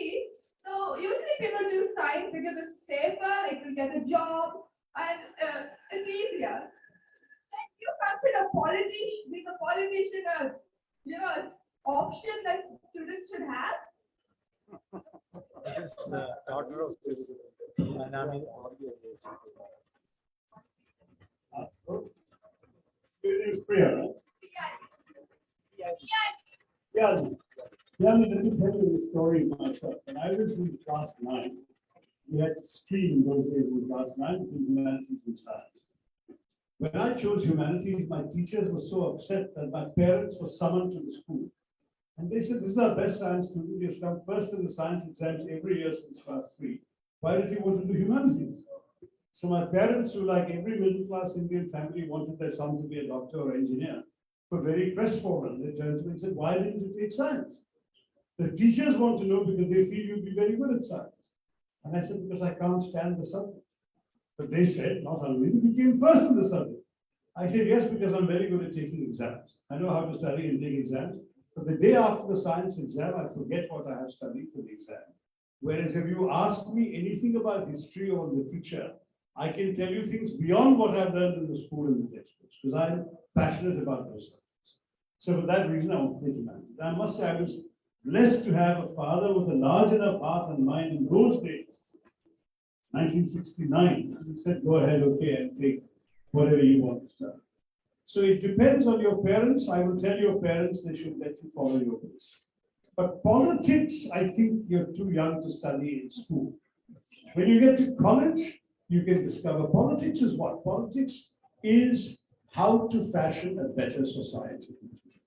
And to understand what makes up a society, you first have to study everything in your school, understand more of these things, and then be in a position to decide what you like and what you don't like.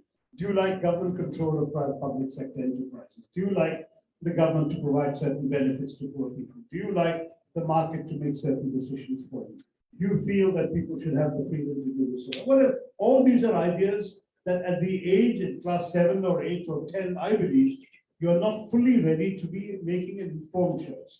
So study the subjects that are available to you, that's science, humanities. Some schools are offering commerce, some schools are offering computers and so on. Study what interests you, but when you got to the college level, that is when political consciousness should start. And I hope that in college you pay more attention to politics. Whenever a young college student tells me I'm not interested in politics, I'll say, well, bad luck, because politics is interested in you. If you're not interested in politics, the politicians are making decisions that will affect your life. So please pay attention. But in school, I don't think you should worry too much about it. If you're interested, read about it like you're reading any other subject. But try and understand the world first. Good luck to you, Gary. Thank you. Srila Srinivasan. ചുരുക്കി ഒറ്റ ചോദ്യം. Good evening, sir. I'm Srila Srinivasan. I'm a development sector professional. So my question is a bit beyond politics or what has been going on here. So as a development sector professional, and some of my friends are also here, we work close to people a lot. And as a politician, as a diplomat, and as an author, I believe by and large, you've also been touching people's lives in a lot of ways. But at the heart of it, when you're working in the field, sometimes we feel that all the efforts that we're doing is not coming to the kind of impact that we want to. And sometimes it's very disheartening for us that when we go to the people and when we actually want to work for them, it just doesn't get across as well as we want to. And I'm sure as a politician and a diplomat, you might have faced the same thing in a lot of spheres of work that you've been doing. So my question is, how do you handle such a position, and how do you make sure that you reach across to people as much as you can? Thank you. Very good. Sorry, very good question. But the answer is not one size fits all. It's a different answer for different groups. I think when Mary George was talking about Wayanad or Upper Party, there's a different level of comprehension for the people there and a different level of problems than if you're talking to an audience like this one here in the heart of the city, or the capital city of the state. So you have to pitch your message in words that relate to the people who are hearing. And so in the development front, even the word development may not mean very much to people unless you can relate it to how it will affect their lives. What are you going to bring that will change their lives? And sometimes, as you know, change is resisted. And the tribal people are a very good example. You know, people are saying, we need to bring them schools, we need to bring them modern hospitals and healthcare. And for that, we need to exploit the minerals in their land and bring mines and operators and tribal people say, we don't want any of that. We want to continue the lines we've known. It's a very difficult choice in a democracy to decide what's right for them. On the one hand, development seems the way forward for them and for the society, but they may actually prefer to be left alone. And then you say, oh, how primitive.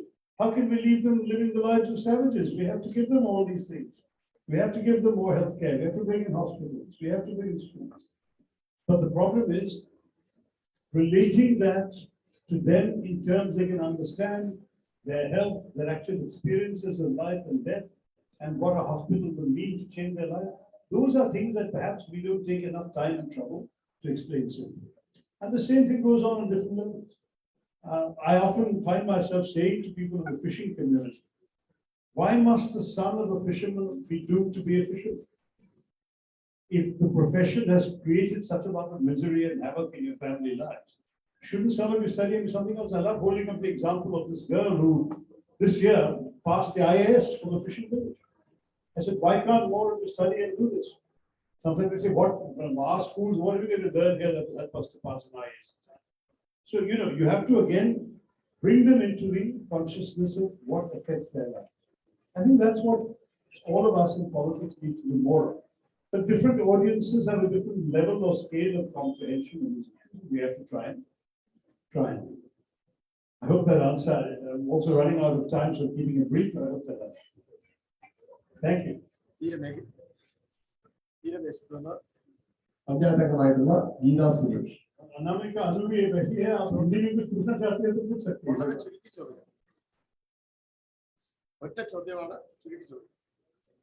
15 सालों से रह रही हूँ, तो जब मैंने हिंदी में किताब लिखी तो उसका नाम मैंने रखा इंजी करी, और पूरे हिंदी पट्टी में लगभग 1 साल से चर्चा हो रही है इंजी करी का अर्थ क्या है। तो जब साहित्य और लिटरेचर में रहे लोग केरल के राज्य में रह रहे लोगों के कुछ आम शब्दों को अपने शब्दकोश में नहीं डाल रहे, तो उनकी संस्कृति और उनसे जुड़ाव कितना कम होगा, इसको मापने का एक पैमाना मुझे मिला। और मैं आज इस कार्यक्रम में इसलिए आई हूँ क्योंकि जब शशि थरूर बोलते हैं तो वो केरल को नहीं बोलते, वो एक वैश्विक दृष्टि रखते हैं और पूरे विश्व के उस हर व्यक्ति की तरफ से बोलते हैं जो मानव सोचता है।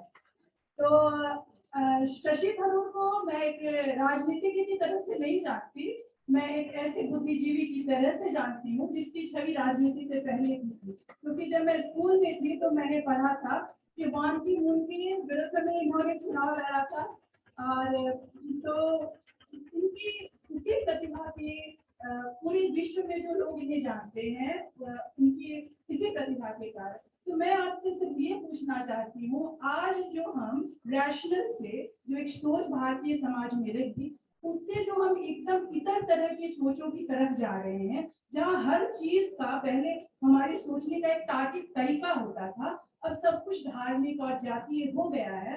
आपको कैसा लगता है कि एक समाज जो हर वक्त सभ्य होना चाहिए था, समय के साथ सभ्य होता, ये हमारी संस्कृति की विशेषता थी, एक अजीब तरह की बर्बरता और असभ्यता जो टॉलरेंस है वो घटता जा रहा है। तो ऐसे समाज में भारतीय समाज का प्रतिनिधित्व विश्व के सबसे बड़ी संसद में बैठकर करने पर आप क्या डिफरेंस महसूस करते हैं? देखिए, बहुत आप पूछे कि कैसा लगा, मुझे तो काफी बुरा लगा, क्योंकि बात यह है कि हमारे देश में जो हम एक्चुअली हमारी शुरुआत में ही बातचीत हुई थी बहुत स्वरता के बारे में, मैं दोबारा ज्यादा नहीं बोलना चाहता, मैं सिर्फ ये बताऊंगा कि अगर आप टॉलरेंस के बारे में, असहिष्णुता के बारे में बोल रहे हैं, आपको ये भी सोचना चाहिए कि जो टॉलरेंस के बारे में बोलते हैं वो एक्चुअली अपने आप को एक बड़ा स्थान में बैठाता है। वो कहते हैं कि सत्य मेरा है, आप तो गलती में रहते हैं लेकिन मैं आपको गलती में रहने का इजाजत देता हूँ, ये है टॉलरेंस। लेकिन स्वामी विवेकानंद ने क्या सिखाया कि हमारे देश में सिर्फ टॉलरेंस है, एक्सेप्टेंस चाहिए। एक्सेप्टेंस क्या होता है कि शायद मैं विश्वास करता हूँ कि मेरा विश्वास सत्य है, आप भी विश्वास करते हैं कि आपका भी सत्य है, मैं आपका सत्य को सम्मान देता हूँ, इज्जत देता हूँ, और आप मेरे सत्य को भी इज्जत देते हैं। ഞാൻ നിങ്ങളുടെ സത്യത്തെ ഞാൻ ബഹുമാനിക്കുന്നു, നിങ്ങൾ എന്റെ സത്യത്തെ ബഹുമാനിക്കുന്നു, ऐसे हम एक साथ जी सकते हैं एक ही देश में। तो बहुस्वरता का यही मेरे ख्याल में अर्थ है कि हम ऐसे चल सकते हैं।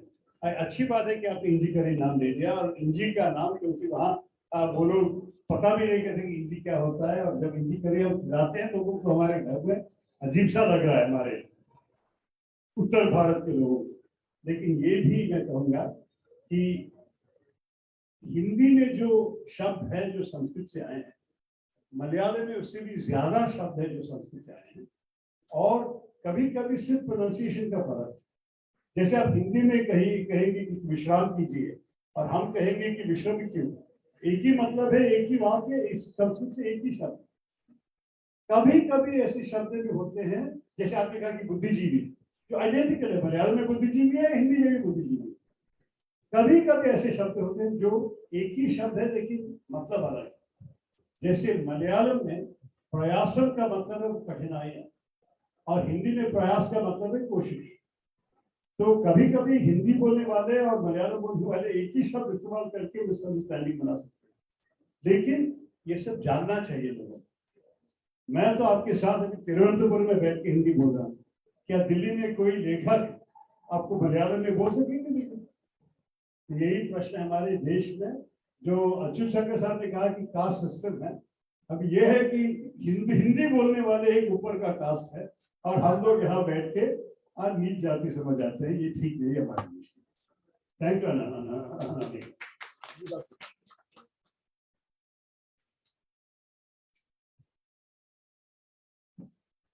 ഞാൻ തീരപ്രദേശ മേഖലയിൽ നിന്നുള്ളതാണ്.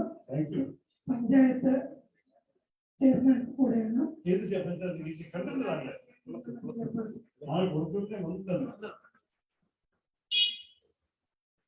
ഇപ്പൊ നമ്മള് സാറ് കണ്ടതാണല്ലോ, മത്സ്യത്തൊഴിലാളികളുടെ അവകാശങ്ങൾക്ക് വേണ്ടി പോരാടുന്ന നിമിഷങ്ങളാണ് ഈ നിമിഷങ്ങൾ.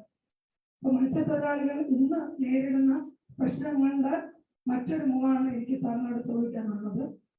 ഈ വിദേശ കപ്പലുകളുടെ കടന്നുകയറ്റം ആഗോളവൽക്കരണത്തിന്റെയും ഉദാരവൽക്കരണത്തിന്റെ ഭാഗമായി ഇന്ത്യൻ കടലിൽ വിദേശ മീൻപിടുത്ത കപ്പലുകൾക്ക് കേന്ദ്ര സർക്കാർ തുറന്നു കൊടുത്തപ്പോൾ അവിടെ ചെറുകിട പരമ്പരാഗത മീൻപിടുത്തക്കാരുടെ മേഖലയാണ് തള്ളപ്പെട്ടു കഴിയുന്നത്. കിലോമീറ്റർ ദൈർഘ്യമുള്ള വലകളും ആധുനിക സംവിധാനങ്ങളും ഹെലിപാഡ് പോലുള്ള ഫാക്ടറി കപ്പലുകളും ഇന്ന് മത്സ്യസമ്പത്തെല്ലാം എടുത്തു കഴിഞ്ഞു. ഇനിയുള്ള കാലഘട്ടങ്ങളിൽ നമ്മൾ ഇന്ന് മത്സ്യത്തൊഴിലാളികൾ ഏറ്റവും കൂടുതൽ അഭിമുഖീകരിക്കുന്നതെന്ന് പറഞ്ഞാൽ മണ്ണെണ്ണയുടെ വിലക്കയറ്റം. മത്സ്യത്തൊഴിലാളികൾക്ക് താങ്ങാൻ പറ്റാത്ത ഒരു വിലക്കയറ്റമാണ് മത്സ്യത്തൊഴിലാളി ഇന്ന് അഭിമുഖീകരിക്കുന്ന ഏറ്റവും വലിയൊരു പ്രശ്നം. ഒരു വള്ളവും എഞ്ചിനും ഉടമയുള്ള ഒരാൾക്ക് പെർമിറ്റ് കൊടുക്കുന്നത് സർക്കാരിന്റെ നിയമപ്രകാരം 200 ലിറ്റർ മണ്ണെണ്ണയാണ്.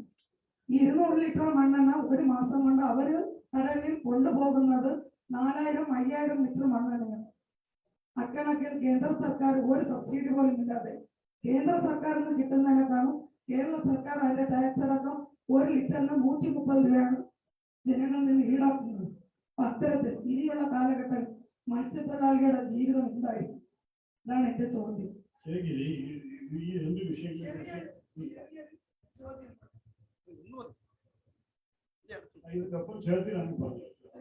സ്ത്രീ ശാക്തീകരണം ഇന്ത്യയിൽ എത്ര ശതമാനം കൈവരിച്ചു? അത് നമ്മൾ ചോദിച്ചു കഴിഞ്ഞില്ലേ? നമ്മൾ മറുപടി വന്നതാണ്. നമ്മൾ അവിടെ പല കാര്യം ചെയ്യാനുണ്ട്. നിങ്ങൾക്ക് അവകാശപ്പെട്ട കാര്യങ്ങൾ കിട്ടിയിട്ടില്ല ഒരു സംശയമില്ല. കേരളത്തിൽ ഒരുമാതിരി നല്ല കാര്യം ഉണ്ടാകുന്നത് താങ്കൾ പഞ്ചായത്ത് പ്രസിഡന്റ് കൂടിയാണ്. ഒരു 30 വർഷം മുമ്പ് അത് എളുപ്പമായിരുന്നാണ്. ഇപ്പോ താങ്കളാണ് പഞ്ചായത്ത് പ്രസിഡന്റ്. നല്ലൊരു കാര്യമാണ്, വിജയമാണ്. പക്ഷെ ഇനിയും പല കാര്യങ്ങൾ ചെയ്യാനുണ്ട്. താങ്കളുടെ അനുഭവങ്ങളും വടക്കൻ ഭാരതത്തിൽ എല്ലാവർക്കും എല്ലാ മേഖലകളും ഇല്ല. പക്ഷെ അതെത്താം, ഒരു ദിവസം എത്താം. മറ്റേ കാര്യം ഈ 2 വിഷയം. ഒന്ന്, ഈ കപ്പലുകൾ. നമ്മുടെ 12 കിലോമീറ്റർ എക്സ്ക്ലൂസീവ് സോണിൽ ഏത് വിദേശ കപ്പലിൽ വരാൻ അവകാശമില്ല. അത് വന്നാൽ കൂടി ആ സമയത്ത് നമുക്ക് പോലീസ് കപ്പലിൽ കൊടുക്കുക, അതിന് മുടിക്കില്ല. കോസ്റ്റ് ഗാർഡിന് അവർക്ക് മുടിക്കില്ല അവകാശം. പക്ഷെ ആ കാലത്ത് എല്ലാവരും വിചാരിച്ചാൽ 12 കിലോമീറ്ററിന്റെ അകത്ത് നമ്മുടെ മത്സ്യത്തൊഴിലാളികൾക്ക് ആവശ്യമുള്ള മത്സ്യം കിട്ടും. പക്ഷെ ഇപ്പോൾ നമ്മളുടെ ഓവർ ഫിഷിംഗ് എന്ന് പറയുമ്പോൾ സംഭവിച്ച കാരണം നമ്മളുടെ രാജ്യത്തിന്റെ അടുത്തുള്ള സമുദ്രത്തിൽ മത്സ്യം കിട്ടുന്നില്ല എന്നാണ് ആദ്യം. അതുകൊണ്ട് അവർ കൂടുതൽ ദൂരം പോകുന്നില്ല. ആ ദൂരം പോകുന്ന സംഭവത്തിലാണ് അവർക്ക് ഈ വിദേശ കപ്പലിനൊപ്പം അവർക്ക് ഒരു മത്സരം വരുന്നത്. അത് മാത്രമല്ല, താങ്കൾ പറഞ്ഞ പോലെ വിദേശ കപ്പലിലുള്ള ഓരോരോ സംവിധാനങ്ങളും അവരുടെ സൊഫിസ്റ്റിക്കേറ്റഡ് മെക്കനൈസ്ഡ് ട്രോളിംഗ് ഒക്കെ ഉള്ള കാരണം നമ്മളെ തോൽപ്പിക്കുന്നു. അവരാണ് മത്സ്യം പിടിച്ചു പോകുന്നത്. നമ്മുടെ ആൾക്കാർക്ക് ഭയങ്കര ബുദ്ധിമുട്ടില്ല. ഇതിനെക്കുറിച്ച് ചില അന്താരാഷ്ട്രീയ അഗ്രിമെന്റ്സിൽ ചർച്ച ചെയ്യാൻ ആവശ്യമുണ്ട് ഭാരതത്തിന്. നമ്മളുടെ മത്സ്യത്തൊഴിലാളികൾക്ക് അവകാശം കൊടുക്കാനും ഒരേ സമയത്ത് ബ്ലൂ റെവല്യൂഷൻ എന്ന് പറഞ്ഞൊരു പദ്ധതി നമ്മുടെ കേന്ദ്ര സർക്കാർ നമ്മുടെ നാട്ടിലത്തെ മത്സ്യത്തൊഴിലാളികൾക്ക് വേണ്ടിയിട്ട് അവർക്കും എഞ്ചിനുള്ള ബോട്ട് എടുത്ത് ട്രോളേഴ്സിനെ എടുത്തിട്ട് വിദ്യാഭ്യാസം കുറച്ചുകൂടി ദൂരം പോകാനും റെഫ്രിജറേറ്റഡ് ടാങ്ക്സ് വെച്ചിട്ട് അതിൽ മത്സ്യം പിടിച്ച മത്സ്യത്തിനെ, കാരണം വലിയ ദൂരത്ത് മത്സ്യം പിടിച്ചാൽ നാളെത്തുമ്പോഴേക്കും മത്സ്യം കേട് വന്നിട്ടുണ്ട്. അപ്പോൾ അതിനൊരു റെഫ്രിജറേറ്റഡ് സ്റ്റോറേജ് ടാങ്ക് ഉണ്ടെങ്കിൽ നമുക്ക് എടുത്തു വയ്ക്കാൻ സാധിക്കും മത്സ്യം. അതൊക്കെ ചെയ്യാൻ വേണ്ടിയിട്ടുള്ള സബ്സിഡി കേന്ദ്ര സർക്കാർ കൊടുക്കാന്ന് പറഞ്ഞിട്ടുണ്ടായിരുന്നു. അത് ഞാൻ മനസ്സിലാക്കുന്നത് നമ്മൾ കേരളത്തിൽ അതിന് ഗുണം ഇതുവരെ കണ്ടിട്ടില്ല. ചില ഭാഗത്ത് കിട്ടിയിട്ടുണ്ട്. അവർ പറയുന്ന ഒരു പക്ഷേ ഗുജറാത്തിലും തമിഴ്നാട്ടിലും ഇതൊക്കെ നടന്നിട്ടുണ്ട്. പക്ഷെ ഇതിനെ നമ്മുടെ കേരളം നടപ്പിലാക്കണമെന്ന് ഞാൻ തന്നെ മത്സ്യത്തൊഴിലാളി വിഷയങ്ങളുടെ ജനങ്ങളുടെ പ്രതിനിധിയോട് സംസാരിച്ച് മനസ്സിലാക്കിയ ഒരു വിഷയമാണ് ഞാൻ മുന്നോട്ട് കൊണ്ടുപോയി ഡൽഹിയിൽ മന്ത്രിയോട് സംസാരിച്ച് നോക്കാം. രണ്ടാമത്തത് താങ്കൾ പറഞ്ഞ മണ്ണെണ്ണ പ്രശ്നം, അത് വേറൊരു പോളിസി പ്രശ്നമാണ്. ഞങ്ങൾ ഭരിക്കുന്ന സമയത്ത് മണ്ണെണ്ണയ്ക്ക് സബ്സിഡി കൊടുക്കുന്നത്, അതുകൊണ്ടാണ് നിങ്ങൾക്ക് 25-30 രൂപയ്ക്ക് മണ്ണെണ്ണ കിട്ടാൻ സാധിച്ചില്ല. പക്ഷേ ഈ സർക്കാർ പറഞ്ഞ് നമുക്കിത് മുതലാവില്ല, അതുകൊണ്ട് എല്ലാ സബ്സിഡിയും പെട്രോളിനും ഡീസലിനും അവർ സബ്സിഡി മാറ്റിയ പോലെ മണ്ണെണ്ണയ്ക്ക് മാറ്റി. അത് മാത്രമല്ല ടാക്സുമുണ്ട്, കേന്ദ്ര ടാക്സുമുണ്ട്, സംസ്ഥാന ടാക്സുമുണ്ട്. അപ്പൊ തമിഴ്നാട്ടിൽ എന്താ സംഭവിക്കുന്നത്, സംസ്ഥാന ടാക്സ് അവര് വെട്ടിയിട്ട് അവര് സബ്സിഡി കൊടുത്തു. അപ്പൊ കേന്ദ്രം അയക്കുന്ന പെട്രോളിന്റെ വിലയുടെ പകുതിയോ ചിലപ്പോൾ പകുതിയാണ് തമിഴ്നാട്ടിലെ മത്സ്യത്തൊഴിലാളികൾക്ക് കിട്ടുന്നത്. കേരള സർക്കാർ അത് ചെയ്യാൻ തയ്യാറാവാത്ത കാരണം നിങ്ങൾക്ക് 110 രൂപ കൊടുക്കേണ്ടി വരും ഒരു മീറ്ററിന്, തമിഴ്നാട്ടിൽ 25-30 രൂപ കൊടുത്തിട്ട് മണ്ണെണ്ണ വാങ്ങുന്നുണ്ട്. ഈ അന്യായം പോളിസി തീരുമാനമാണ്.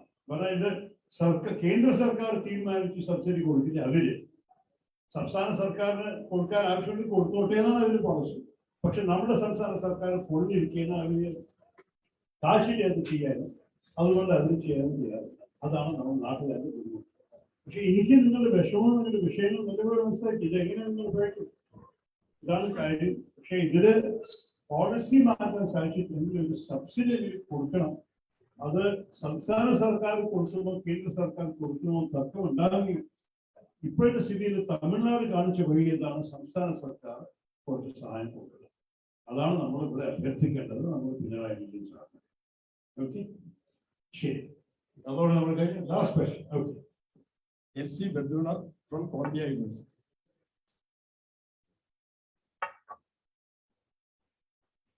ഉണ്ടോ? Yes, LC.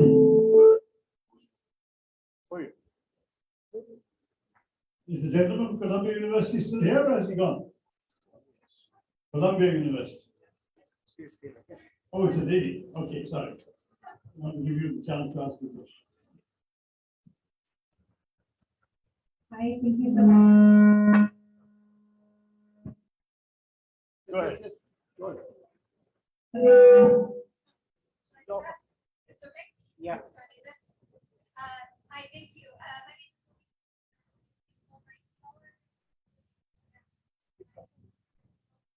You can use the mic. It's okay. Go ahead.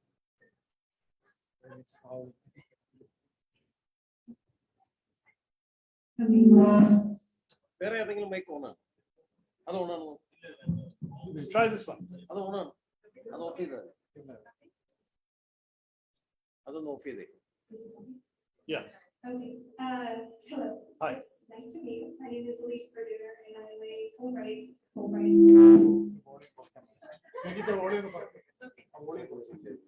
Okay. I'm a Fulbright scholar living here in Japan, and I am What you study? social work and sociology. I am affiliated with the Carroll University here in the sociology department, and I'm studying corporate social responsibility and the impacts of the CSR law in 2013 on local communities and the whole ecosystem of giving back. So I'm curious, part of my research is understanding who's responsible for taking care of communities and providing some of the things that my friend Srila was talking about in development aid. So I'm curious from your perspective, what is the government's role here in India in terms of whose responsibility it is to take care of people? Well, the answer is it's everybody's responsibility in different ways at different levels. So the central government has an overall responsibility. The state government has the next level of overall responsibility. The local government has a third level. And then you have the communities themselves, self-help groups, NGOs, community leaders. Kerala has a very strong civic society, as you might have noticed, where very many people are organized. Sometimes they're on community lines. For example, the fishing community often has the Latin Catholic Church priests leading them and talking for them and negotiating for them, which may seem odd to people in Western democracies. But here, there's been this sort of slightly paternalistic relationship between the church and the fisher folk of the coastal communities, and they have willingly accepted the leadership even on political issues of the church. The similar things happen in aspects of the Muslim community. Whereas in the Hindu community, sometimes there are strong caste affiliated groups, the SNDP for the Yoruba community, the NSS for the Nara community, and so on. But not everybody in those communities necessarily feels obligated to follow the leadership of the community group. So it varies from place to place. When it comes to corporate social responsibility, the legislation requires that companies of a certain size have to spend 2% of their gross profits on an approved list of activities. But which activities they choose to spend is still up to them. So who lobbies them effectively for their money becomes an issue. Some of the giant public sector enterprises often make political decisions as to where they spend their money. Some of the private sector corporations will try and spend their money in ways that enhance the company's image. And all of these things happen. I mean, it's human nature. We can't suddenly turn everyone into Mother Teresa overnight. So there will be variations on this. But the short answer is, there is no one who has the right to say I'm not responsible. In fact, as an MP, I found it both amusing and frustrating sometimes that things that ought to be addressed to the local councillor will come to me. Things that the MLA can agitate for with the state government will come to me. Things that are properly the responsibility of the central government can rightly come to me because as an MP, I can go and lobby the central government. But people often forget that an MP has no executive authority. He is a voice in parliament and at best a lobbying influence, but the authority to implement belongs to the government institution. There's also the very important role of the bureaucracy in our system. Because, for example, if you look at the city establishment, the mayor is a glorified chairman of a committee. The actual spending money is in the hands of the municipal commissioner, who's an IAS officer, unelected, but answerable to a political official, namely the chief minister. So all of these are a maze, and some would even argue they've almost been designed to promote inefficiency by comparison with systems in other countries. And maybe you'll find that as you write your thesis. Good luck. Have you picked up some Malayalam yet? You were able to follow some of the conversation up to now? I heard somebody whispering to you. Okay, well, welcome, and I hope you have a good stay here. Thank you very much.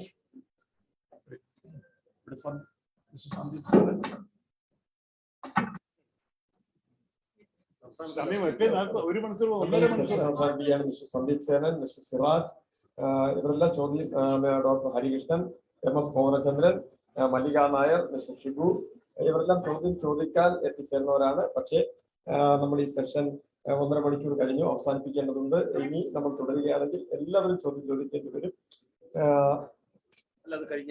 അപ്പോ നമ്മൾ ഈ സെഷന് നന്ദി പറയുന്നതിന് കവിയായിട്ടുള്ള ചോദ്യം ചോദിക്കാൻ വേണ്ടി കൂടെ വന്നുള്ള ഉമാ ത്രിദീപിനെ ക്ഷണിക്കുക. ഇതുപോലത്തെ സെഷൻസ് ഇനിയും നടത്തണം. ഇനിയും സമയം തരുന്നതിനനുസരിച്ച് നമ്മൾ നാട്ടിലെമ്പാടും ഇനി വീണ്ടും ഒരു അവസരം കൊടുക്കുക. അവര് ആദ്യത്തെ ലിസ്റ്റിൽ ഗോമതി ഉണ്ടാവും. എന്താണ്?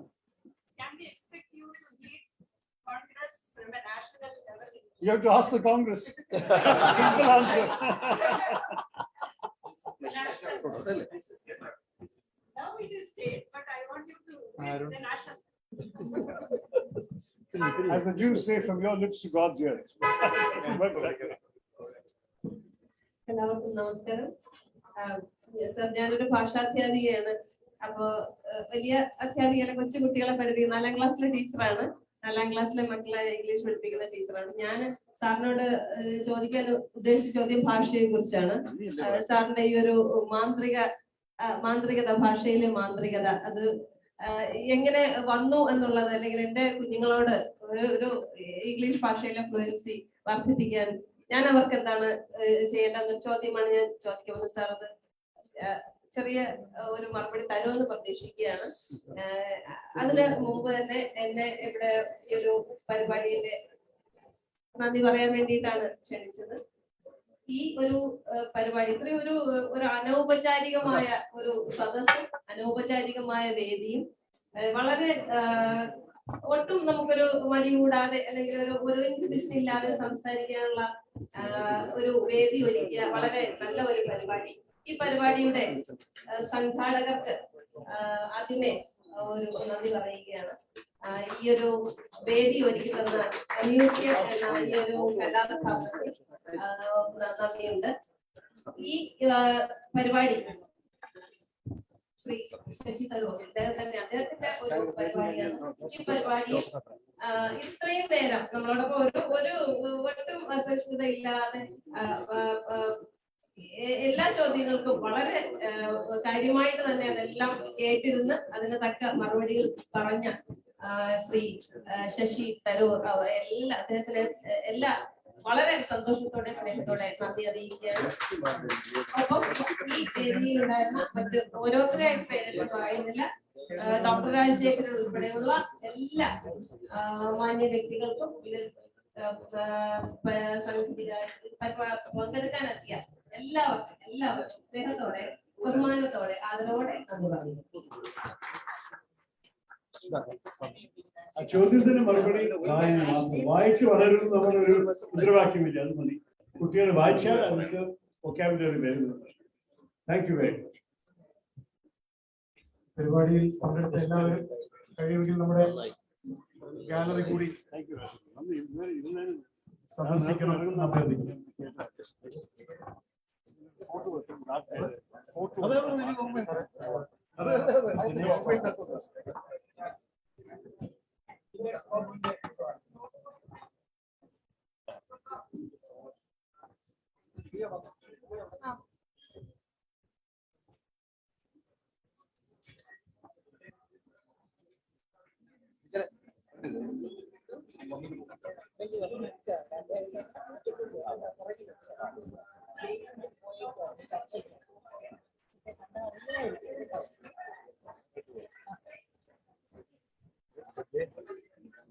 രാവിലെ കാണാൻ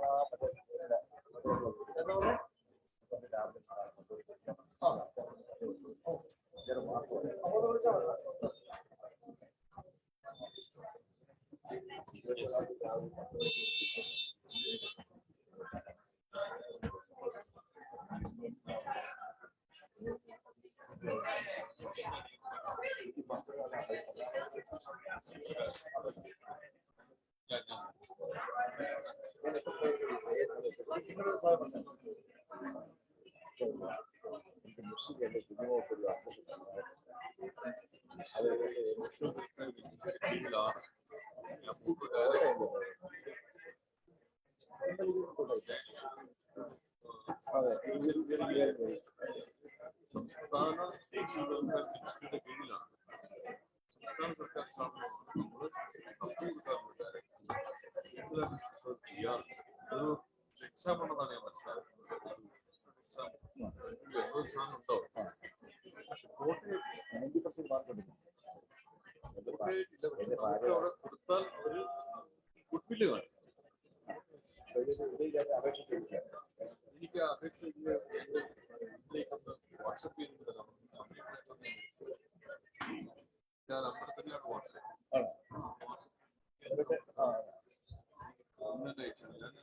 താങ്കളുടെ നമ്പർ ഇങ്ങനെ സേവ് കാണും. 9447015347.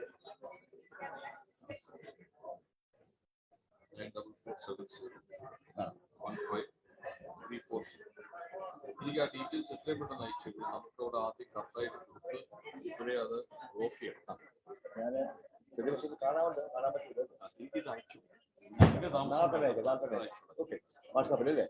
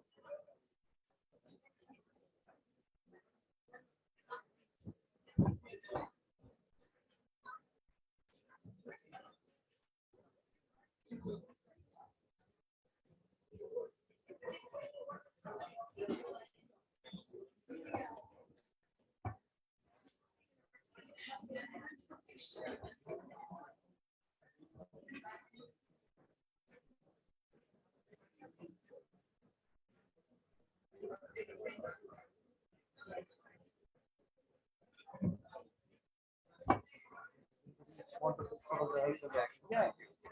Sure. I will follow.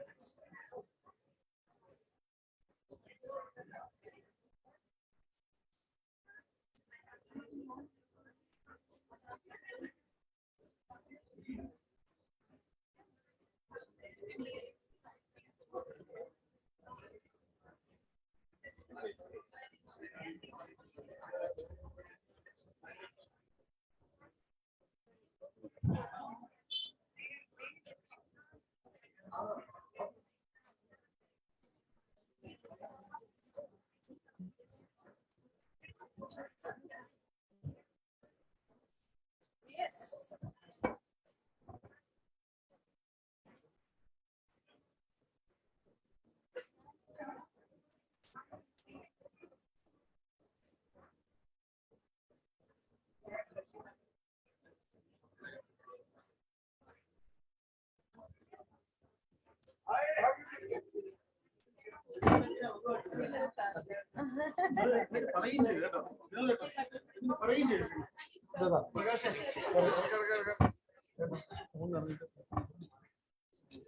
These are students of Fine Arts College.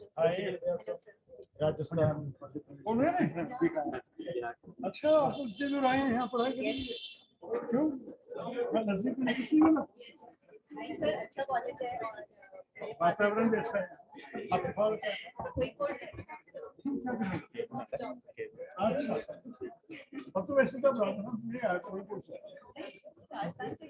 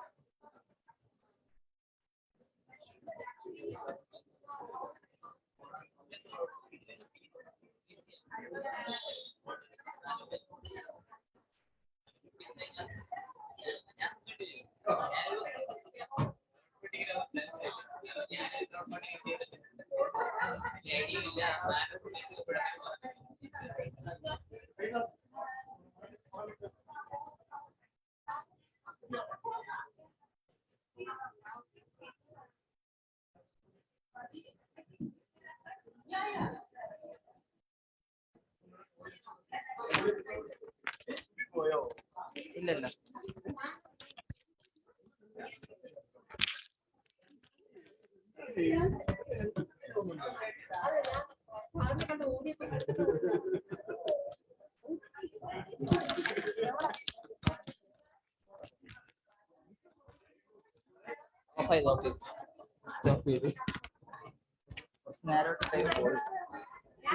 Video stop ചെയ്തു അത്രയും ചെയ്തോളൂ.